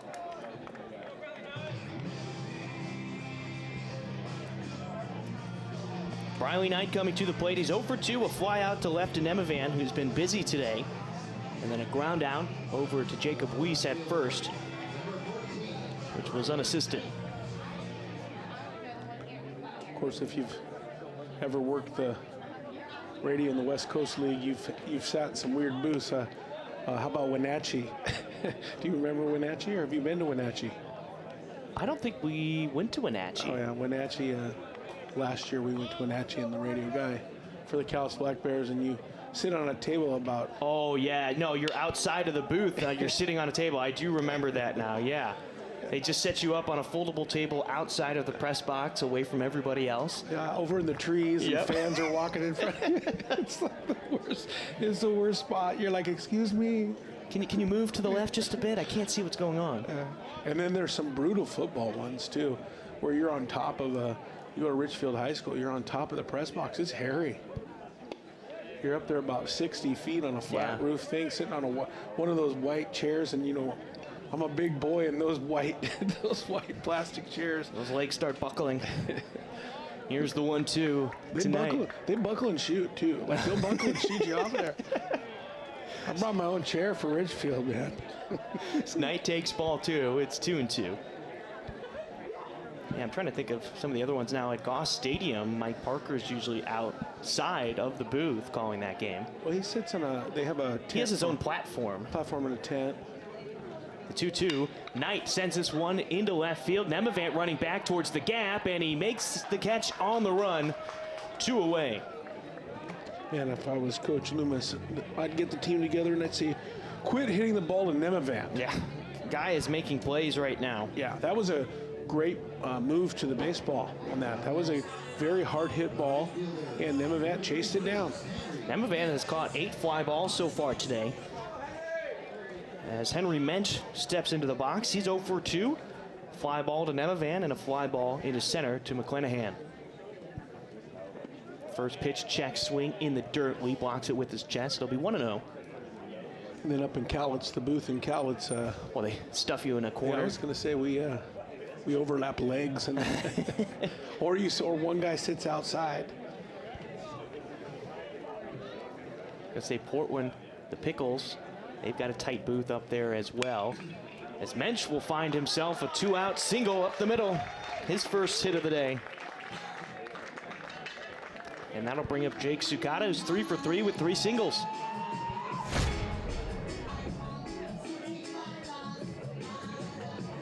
And just a good piece of hitting right there by Mensch to get himself on board.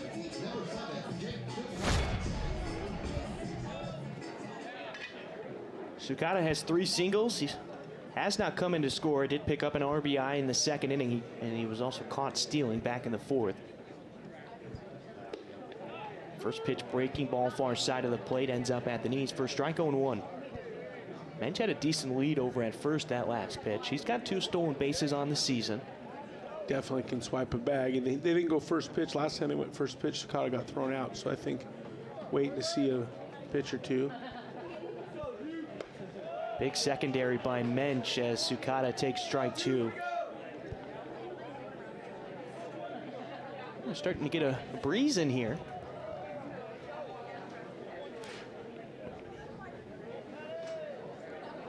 Big shift put on for Sukata again. Gavello in right field and Arakawa behind the bag at second. Chaz Myers moving over sort of in that 5-hole area, still sort of playing over at third base, but he's deep behind the bag. Well, then our first year, we worked in that styrofoam box. It was like a $3 7-Eleven beer cooler. Do you remember? How could you forget? As Sukata's punched out, looking, and that will end the 6th. No runs coming to score. Runner stranded over at first. The Pilots take their 3-2 lead into the 7th. Arakawa, Motherall, and McClanahan come to the plate next for the Tigers on the WCC Network.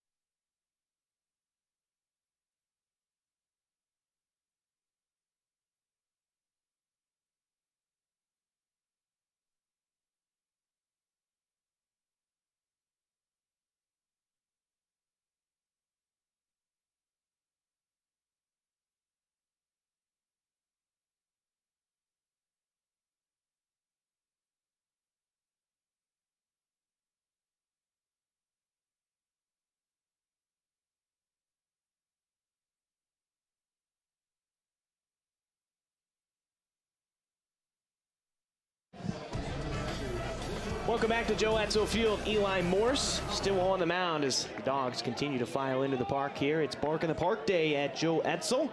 Brian Slack and Corey Kier with your call. James Arakawa leading things off for Pacific. The first pitch from Eli Morse, high and inside, makes it 1-0. No changes defensively for Portland. It's still Knight, Holcroft, and Mensch in the outfield. Pataxel, Scott, Sukata, and Brown is your infield as Arakawa takes a strike, evening the count at 1-1. Nick Klemp is also still behind the plate.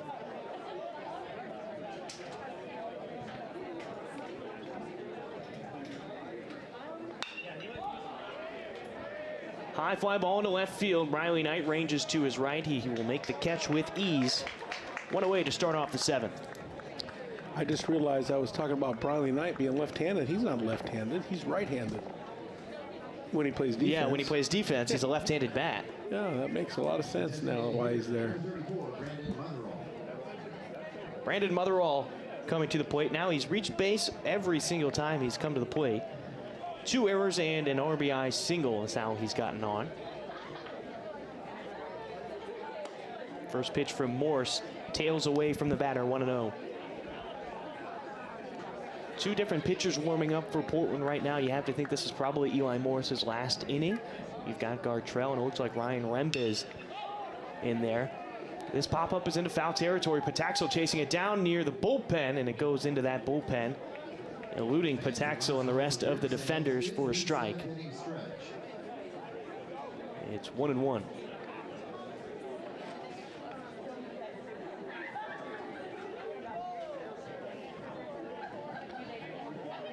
So, Brian, a little question for you. Oh, yeah. On the dog day, what do you think the most popular ballpark song for the dogs is? Who let the dogs out?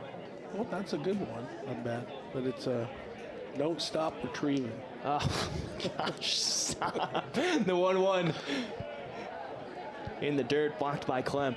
That's a good one. That is a good one. I'll give you one. I'll give you that one. So stop retrieving. Don't stop. There is no pattern for this wind right now. It's just blowing to right field. Now it's blowing to left field as Motherall takes strike 2 at the knees away. 2-2.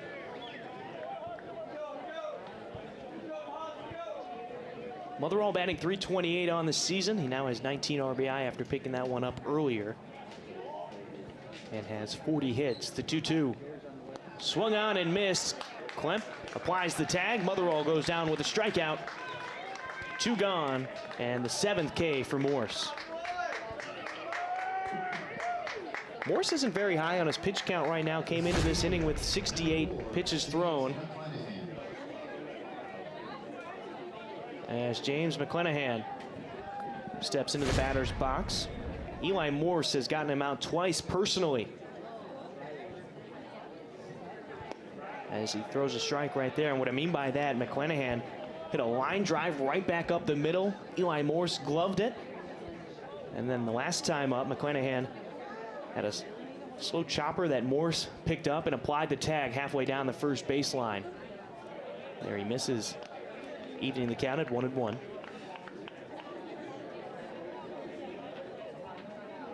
Have you ever had a chance to catch a comebacker like that, Corey? Oh, I've caught him, but not in my glove. I'm a wide body out there, man. I stop a lot of stuff. McClenahan takes a strike. It's now 1-2. That's why it's important to know which way they ricochet. Remember, I told you. They go towards third base, man. And you're left-handed. You've done your own research on that one, huh? Yeah, no, more balls go to third base, I'm telling you. McClenahan goes down. 8 strikeouts now for Morse on 76 pitches. And the Pilots take their 3-2 lead into the bottom of the 7th. So stand up and stretch as Scott, Brown, and Tamero come to the plate next on the WCC Network.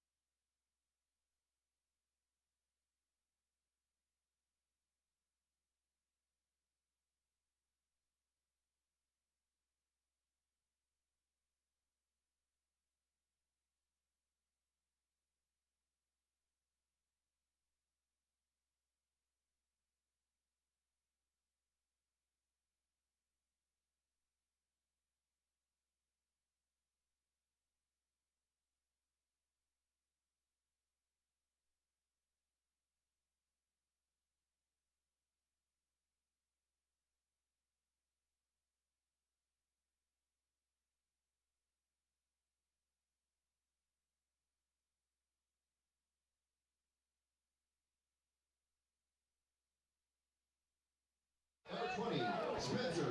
Zach Patterson comes out for a 7th inning of work, which is big for the Tigers, as they used a lot of their bullpen in game 1. Game 2, they only used 3 arms. His first pitch to Spencer Scott in the dirt. He'll start out this at bat 1-0.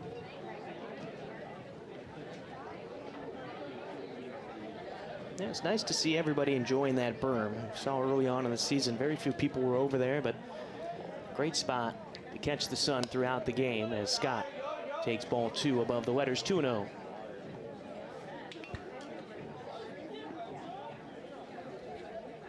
Wind blowing in towards home plate. Still virtually no clouds in the sky right now as Scott takes a strike. It's 2-1. It's important to take a second and just appreciate what we have, because a short time ago we had no fans and you and I were wearing masks. Yeah. Yeah, things have changed in just a year. Scott pops this up on the infield. Chaz Myers chasing it down, and he'll make the catch just to the left of the mound. 1 away. And the funny thing is, back then we were so happy to just be in the ballpark in that situation. Better than nothing, but yeah, real spoiled. Beautiful sunny day, and great baseball by both teams. I mean, 2 real solid pitching performances. Yeah. If you're a baseball connoisseur, you really like the way this game's gone today out there on the mound. That's for dang sure. Well, looking back at some of these innings for Portland, specifically the first inning, they had the bases loaded with only 1 out, and Patterson battled through it, did not allow a single run in that first inning. And I think that really set the tone for the Tigers. They could keep their own despite having the bases loaded and having pressure on them. And they're only down by a run right now as they've been battling back most of this game. Ball to Brown makes it 1-1. Yeah, I mean, in 2-11 in conference, it's really tough to get up every day and come out and compete, but they've done a good job of doing that. That shift put on for Brown as another pitch missing high and away from Patterson. 2-1. No changes defensively for the Tigers. Nemavant, McClanahan, and Silva in the outfield. Myers, Arakawa, Gavello, and Weiss the infield with Lee behind the plate. Brown fouls this back up, and behind us, 2-2.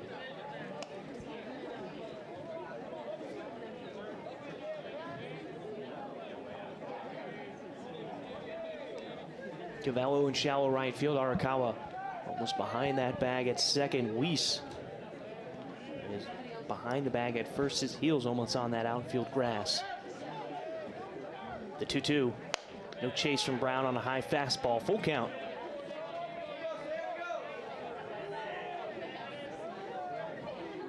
Yeah, Corey, we just talked about how great performance on both sides. Both these pitchers going 7 innings.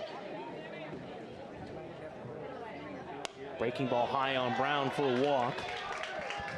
He reaches base for the 3rd time today, but it's not often you get both pitchers going this deep into a game, and it's been a tough contest as Portland's still trying to go for that sweep. Pacific trying to play spoiler and pick up another conference win. And we're going to have a meeting on the mound now for the Tigers.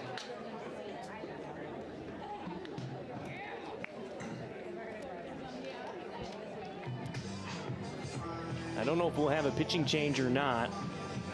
Patterson's been having a decent game so far. Just giving him 9 hits through 6 in the 3rd innings, 3 earned runs, 3 walks, and 3 strikeouts. He's at 83 pitches right now, and I think this is more just a heat check to see where his guy is at, Corey, and coach is already heading back to the dugout.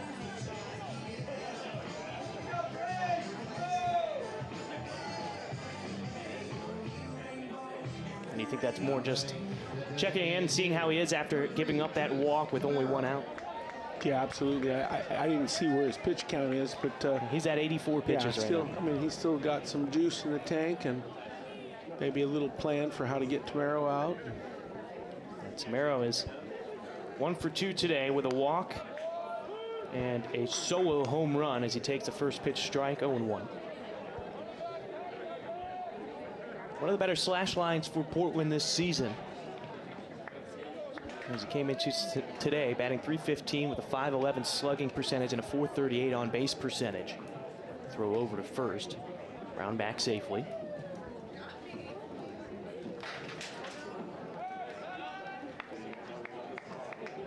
Again, that shift put on. Gavello now creeps in. He's on the back of the dirt over at second base. Tamero turns on one and sends a hot shot just on the other side of the Tigers' dugout. 0-2.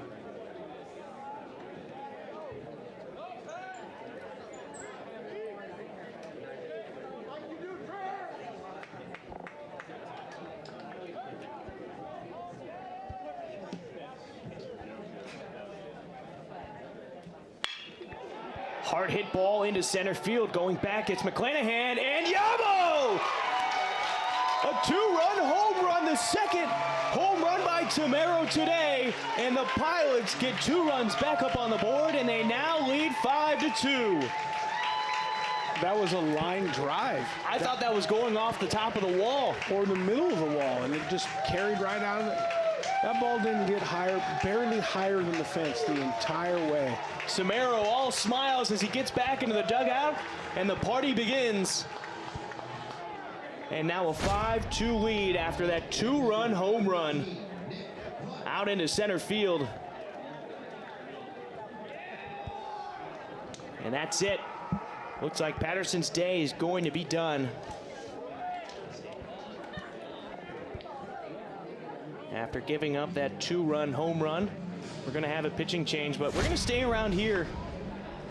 And I think we have a very important message. Unfortunately, in the Gonzaga community, Coach Danny Evans passed away over this weekend. He spent the last 19 years with the Bulldogs. He was the associate head coach for the last 13 seasons.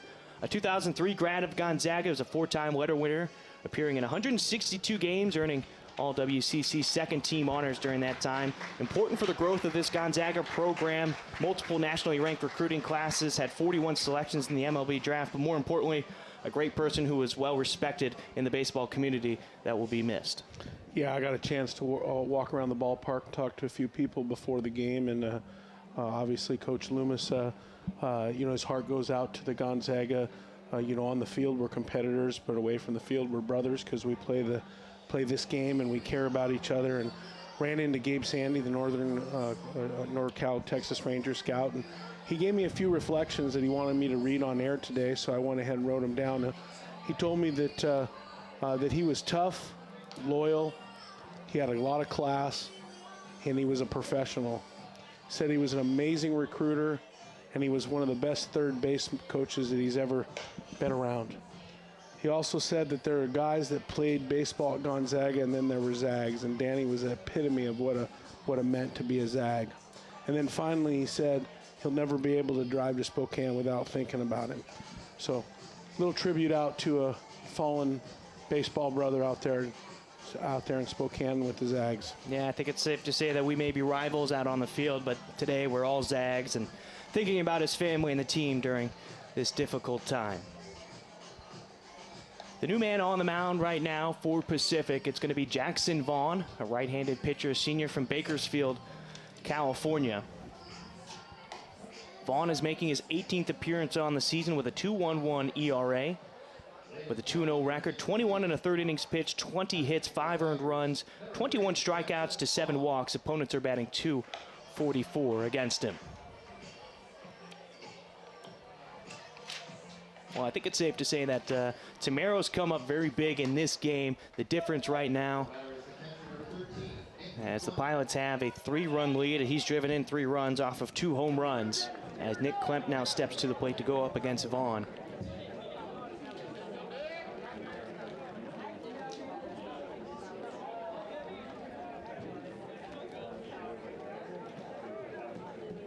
Gavello playing up towards the bag at second. Weiss off the line at first as Vaughn's first pitch is a fastball on the far side of the plate, 0-1.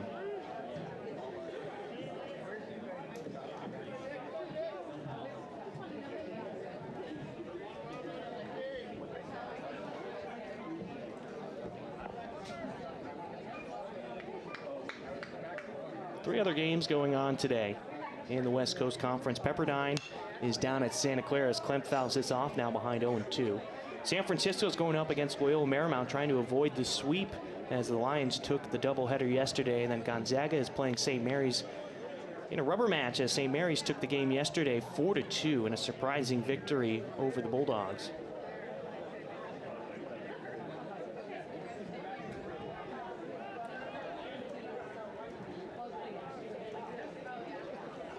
Klemp, ground ball towards third, fielded by Myers behind the bag. A bouncer over to first. Weiss with the stretch. They get Klemp. And there's one out to start, or excuse me, there's 2 outs now here in the 7th inning after the pitching change.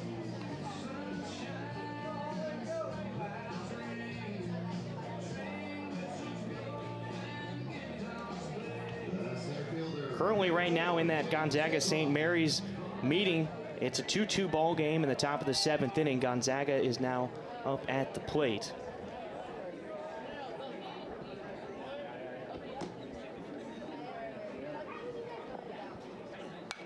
As Holcroft fouls off the first pitch, it's 0-1. Good thing for net. Yeah, seriously. That was closer than the last one. That actually made me jump. Down at LMU right now, the Lions hold a 1-run lead over San Francisco, 8-7. They are in the bottom of the 5th inning.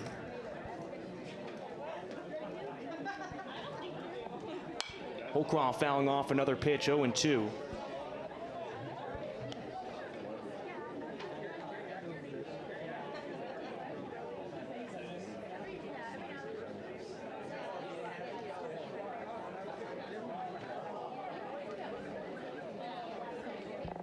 Holcroft, 2 outs, the 0-2 count.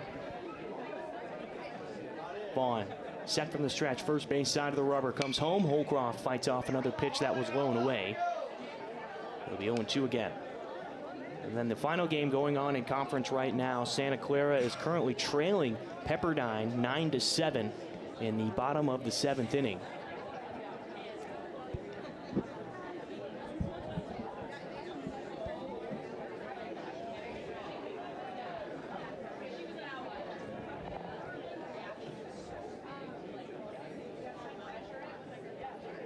Vaughn throws the 0-2. No chase from Holcroft this time as the pitch was in the right-handed batter's box. 1-2. Right now with Santa Clara losing, they're directly behind Portland right now playing Pepperdine. If Pepperdine holds on to that win, both teams will be 500 at 9-9 in conference. Both those teams still have yet to play Portland in this season. San Francisco currently losing to Loyola Marymount, who seems to be solidifying themselves near the top of the conference. They would move up to 12-6 if they hold on to that win. Ball 2 to Holcroft makes it 2-2. Then honestly, if St. Mary's finds a way to take 2 of 3 from Gonzaga, that would be a big surprise. Yeah, tough times there right now. Yeah. Tough to play baseball in that situation. Holcroft goes down with a strikeout. And that ends the inning, but 2 runs come across the plate as a 2-run home run by Trace Zamero pushes that lead up to 5-2. We head to the 8th inning. Silva, Myers, and Nemavant coming to the plate when we return.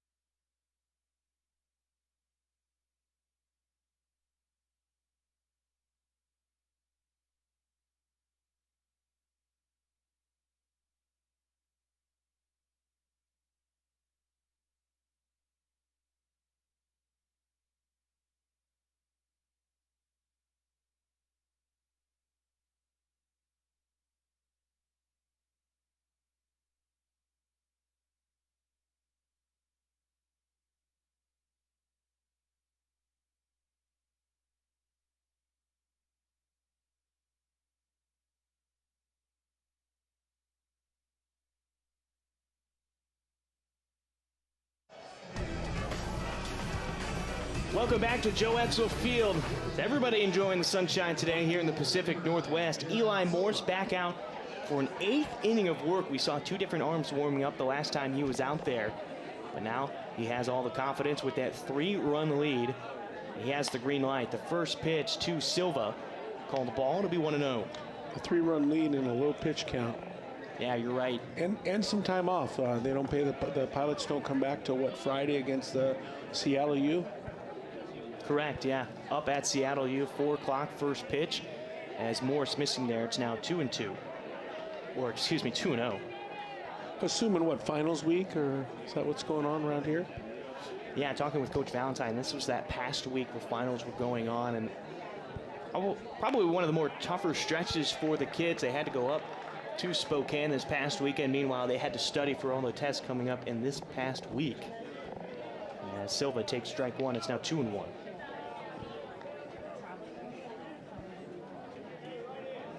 Talking about the pitch count for Morse, he's at 79 currently. Slider there missing. Bit frustrated with himself on that placement. 3-1.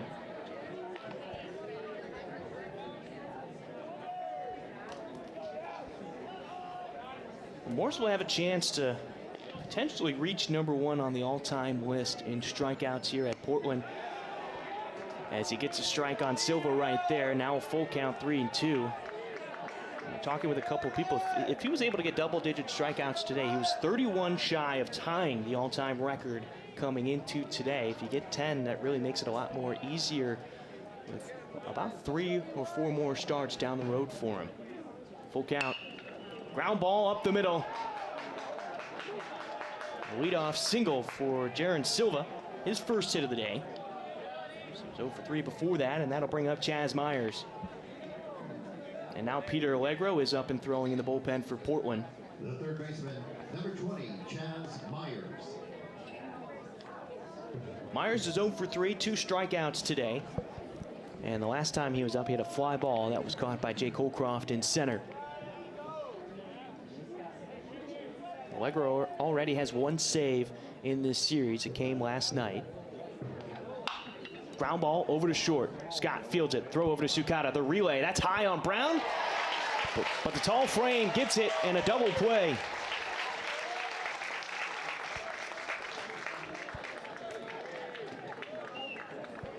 Initially off that throw, I thought it might sail high on Brown, but pays to have a man that stands 6'3" over at first base.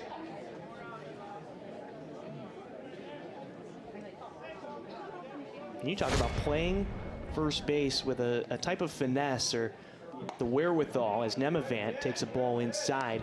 Sometimes you see people overstretch on an early throw, in which case Brown would not have been able to get a ball like that. Sophomore making smart plays. Nemavant, a ground ball down the third baseline, and that one's fair. Going towards the corner. Briley Knight slides to cut it off. Nemavant going towards second. And Knight now throwing it in. Scott will cut it off. And Nemavant picking up his 4th hit of the day. 3 singles and a double.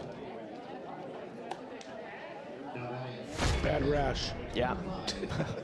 Unbelievable with his production so far in this series. His 8 hits.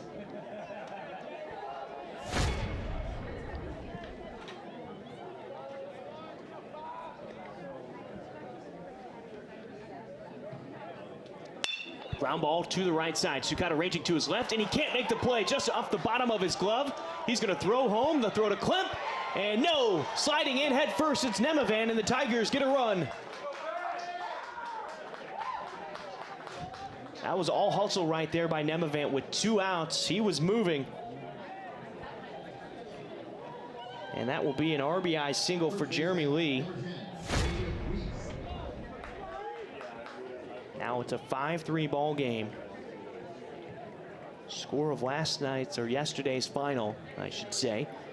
As Jacob Weiss will come to the plate, we have a meeting on the mound. Smart little play by Sukata there to try to go ahead and get the play at home. And you know, the reality is Remavant slows down a little bit. A lot of guys will, that ball's hit, they'll see that ball get by him, and they would just shut her down. Remavant didn't. Had he been out. Well, Morse's day is done. Peter Allegro coming to the mound, and we head to break. 2 outs here in the 8th inning. A 5-3 lead for Portland. We'll return on the WCC Network.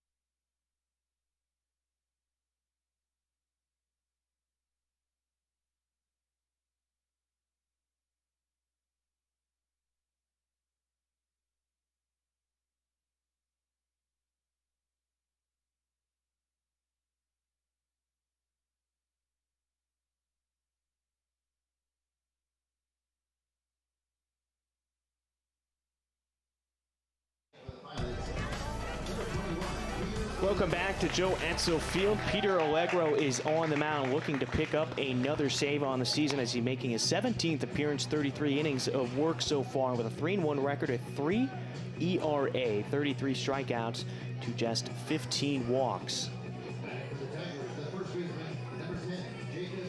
Picked up the save yesterday. That save moved to 8 on the season.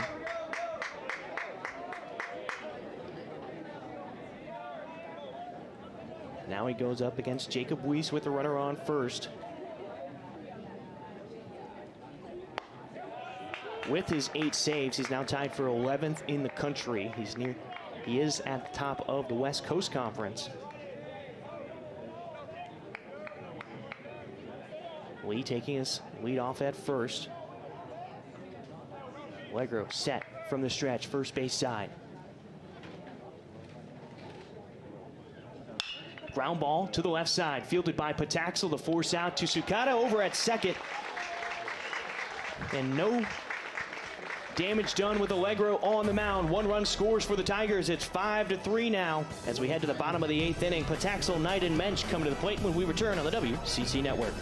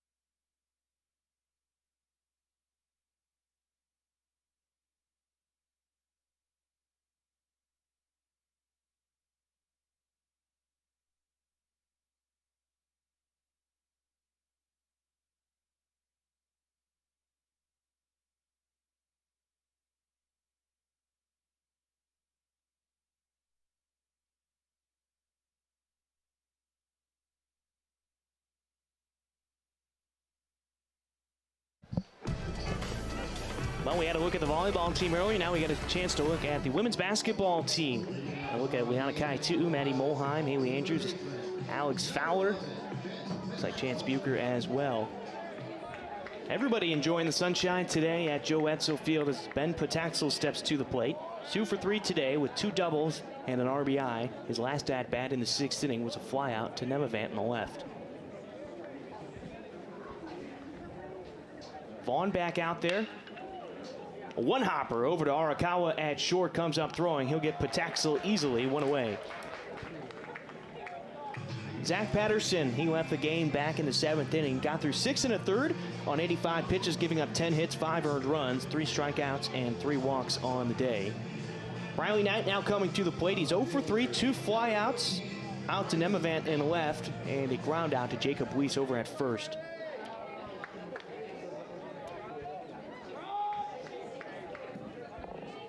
Wind blowing in for Knight. Missing on the fastball, it's 0-1.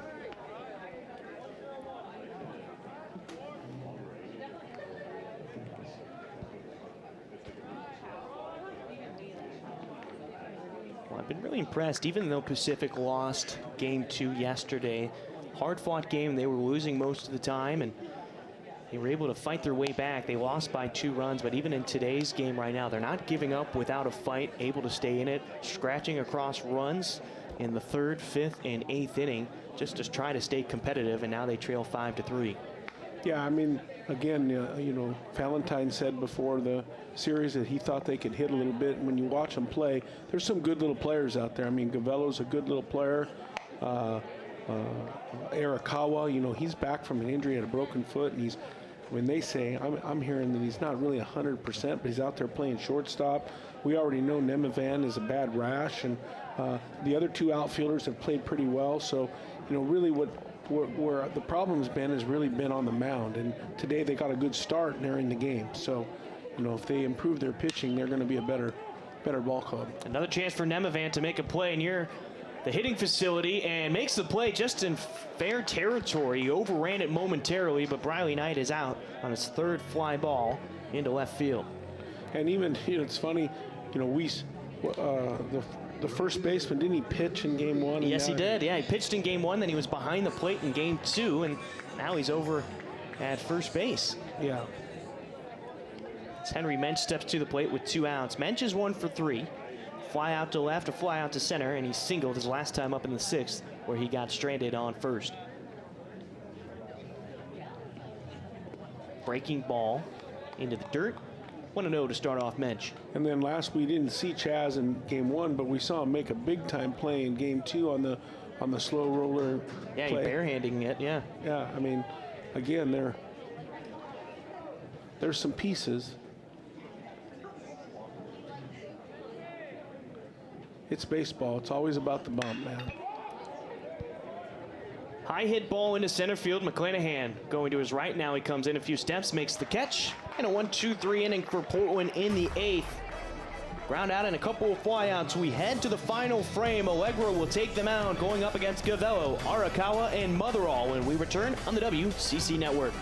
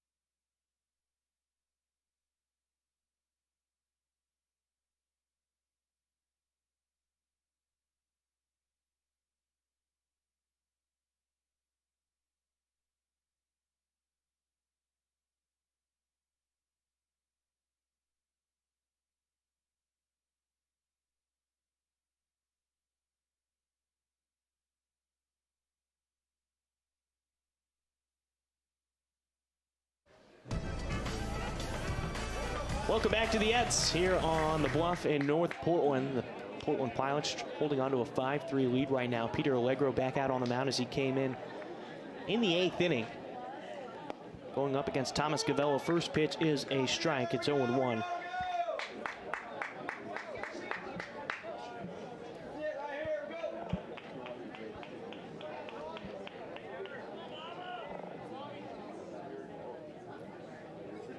Gavello fouls one off, and it's now 0-2. There's a defensive change for the Pilots. So take a look here. Eli Morris's day is done, though. 7 2/3 innings. Pitched on 85 pitches, 9 hits, 3 runs. Only one of those was earned. He had 8 strikeouts and 0 walks on the day. A terrific performance from the pitcher. The 0-2 high on Gavello makes it 1-2. Makes it a lot easier to drive to the park when you got Eli Morris on the mound. You know you got a chance. Well, Portland made some changes on the infield. They're going more defense now with this 2-run lead in the 9th inning. Gavello check swing that goes foul. Rolls all the way over to the bullpen for Portland. But Spencer Scott moves over from short to third. Pataxel moves from third over to second, replacing Sukata, and then Ty Saunders comes in and is now playing shortstop. Sam Brown is still over at first. The outfield stayed the same with Knight, Holcroft, and Mensch. And Klemp is still behind the plate. 2-2 as Gavello lays off that last pitch.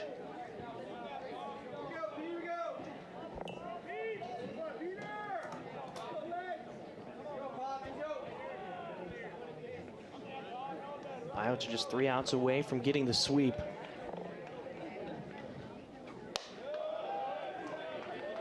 Missing high. Full count now on Gavello.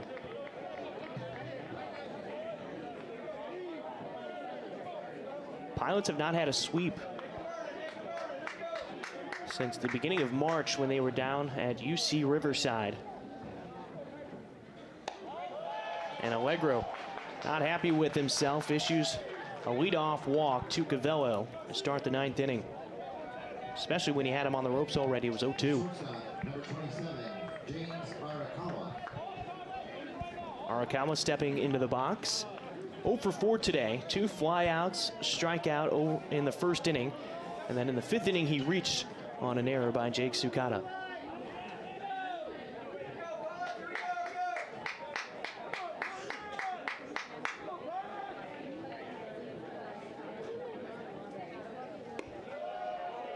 Allegro missing away, 1-0. Arakawa has got sort of an unusual stance. He stands straight up and his bat, the barrel is almost pointing straight down over his shoulder. Just bounces it. Double play depth for the infielders. Arakawa strikes one into center field. Holcroft is dropping back. He will make the catch. And the first out retired here in the 9th.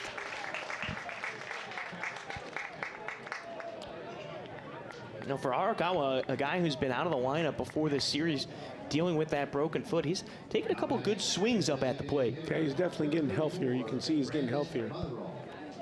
As Brandon Motherall now comes to the plate. He's 1 for 4 on the day. He's reached 3 times, though. 2 errors in his first 2 at-bats back in the 1st and the 3rd inning. Had an RBI single in the 5th. His latest at-bat, though, was a strikeout.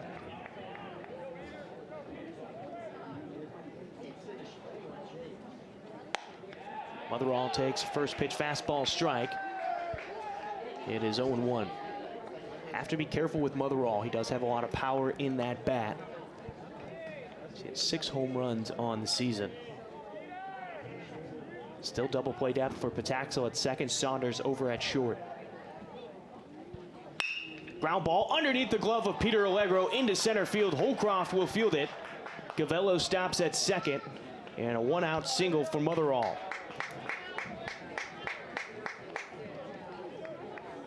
So first and second, James McClanahan will come to the plate, who's 0 for 4 today. Ground out over to third base. At the time, it was Pataxel. In the 3rd, he lined out to Eli Morso on the mound. In the 5th, he had a dribbler just in front of the plate that Eli Morse picked up and tagged him down the line, and then he struck out back in the 7th inning. Yeah, that ball was hit hard enough. If Allegro found a way to glove it, it's probably a 2-ball to end the game.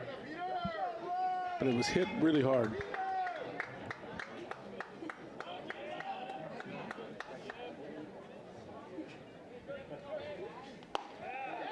McClanahan takes a strike. It's 0-1 to start off this at-bat.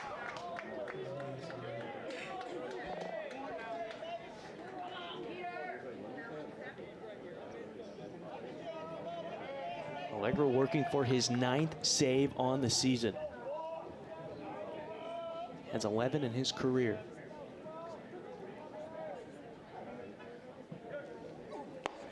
McClanahan goes down, the back pick over to first, and the runner's back safely. Klemp almost got the man over at first, Motherall, on his secondary lead, but McClanahan falls behind 0-2. Yeah, super risky play right there. Boy, that ball goes in the outfield. You put 2 runners in scoring position and a knock, the ball game's tied. So you got to be a little bit careful with those type of plays late in the game here when you really need a series win. Or, excuse me, a sweep. Allegro looks back at Gavello at second. Pataxel retreats. Here's the 0-2. No chase from McClanahan. They go to the 1-2 count.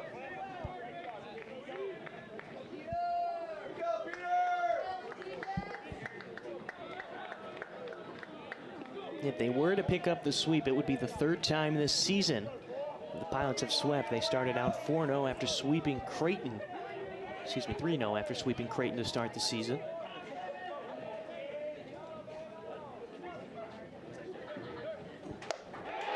McClanahan goes down on strikes, 2 away. You can breathe a little bit easier now. Nice little pitch up in the strike zone. Take a second look. Yeah, just punched him out up in the zone. Yep. Number 9, Jared. Jaron Silva now stepping into the batter's box with 2 outs. The Tigers' last chance at the plate. The tying run is over at first. Silva is 1 for 4 today. Strikeout, fly out, pop out. And he did have a single back in the 8th, but then he was part of a double play. Allegro missing high and away. It's 1-0.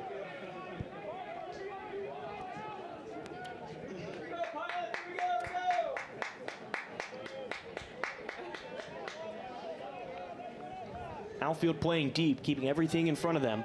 Pataxel in shallow right field. Brown almost on the line at first, but behind the bag. Nearing that outfield grass. Saunders creeping behind Gavello at second. Now he retreats. And the batter steps out of the box as he called time just before that pitch. We'll reset with the 1-0.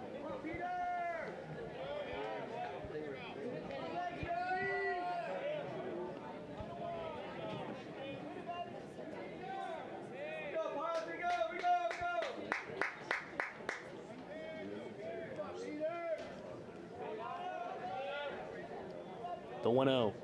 Look back at Gavello. A second time. He'll come home with it. Missing low and away on Silva. Makes the count 2-0. Seems like Allegro's more trying to pitch around the strike zone right now. Get a chase from the batters. But he's just not getting it so far here in the 9th inning. A 2-0 count now on Silva. Yeah, well, you're really in the outs game right now with the winning run at home plate and the tying run at first base. You just want to get after the hitter. Silva swings at a slider near his feet, 2-1. The guy at second base doesn't really matter at all, and so you don't have to really worry about him. Like I said, the outfield playing deep too to keep any ball in front of them that reaches the outfield. Tying runs on first, 2-1 on Silva. Klemp gives the signal. Allegro from the stretch looks back at Gavello. Silva swings on a fastball away, 2-2.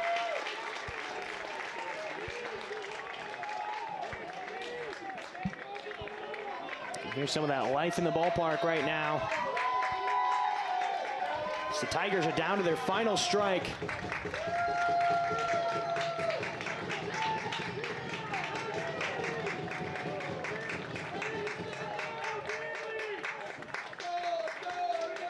Spencer Scott hugging that line over at third. There's a big hole on the left side. Time called by Silva.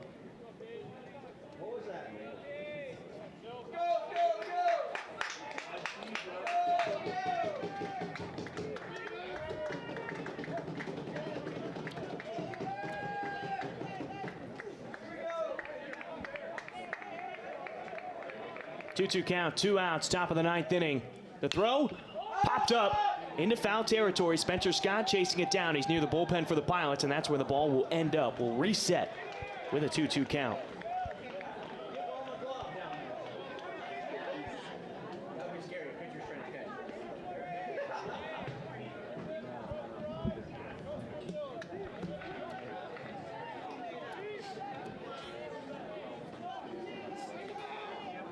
Silva putting up a tough at-bat with Allegro on the mound. Runners on first and second.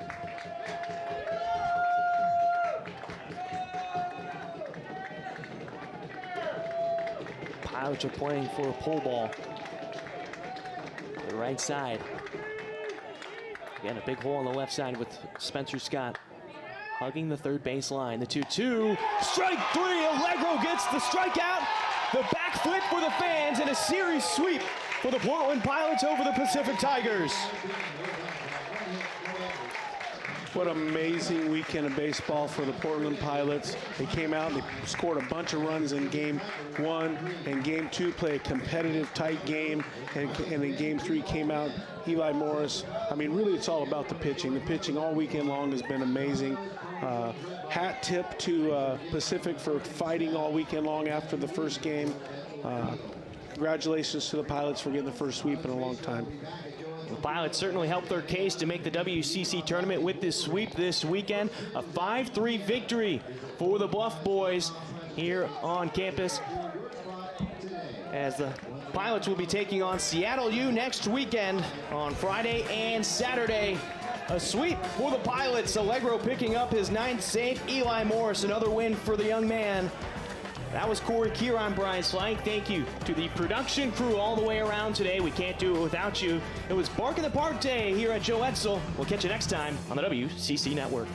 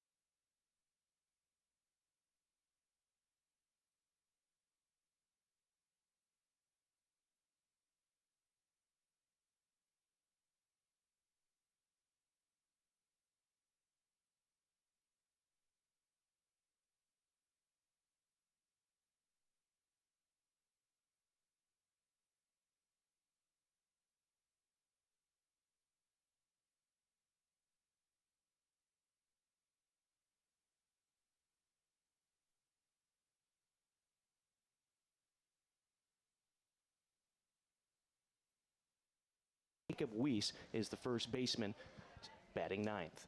First pitch from Morris is a strike. 0-1 to start off Gavel. Jacob Weiss is the first baseman, batting 9th. First pitch from Morris is a strike.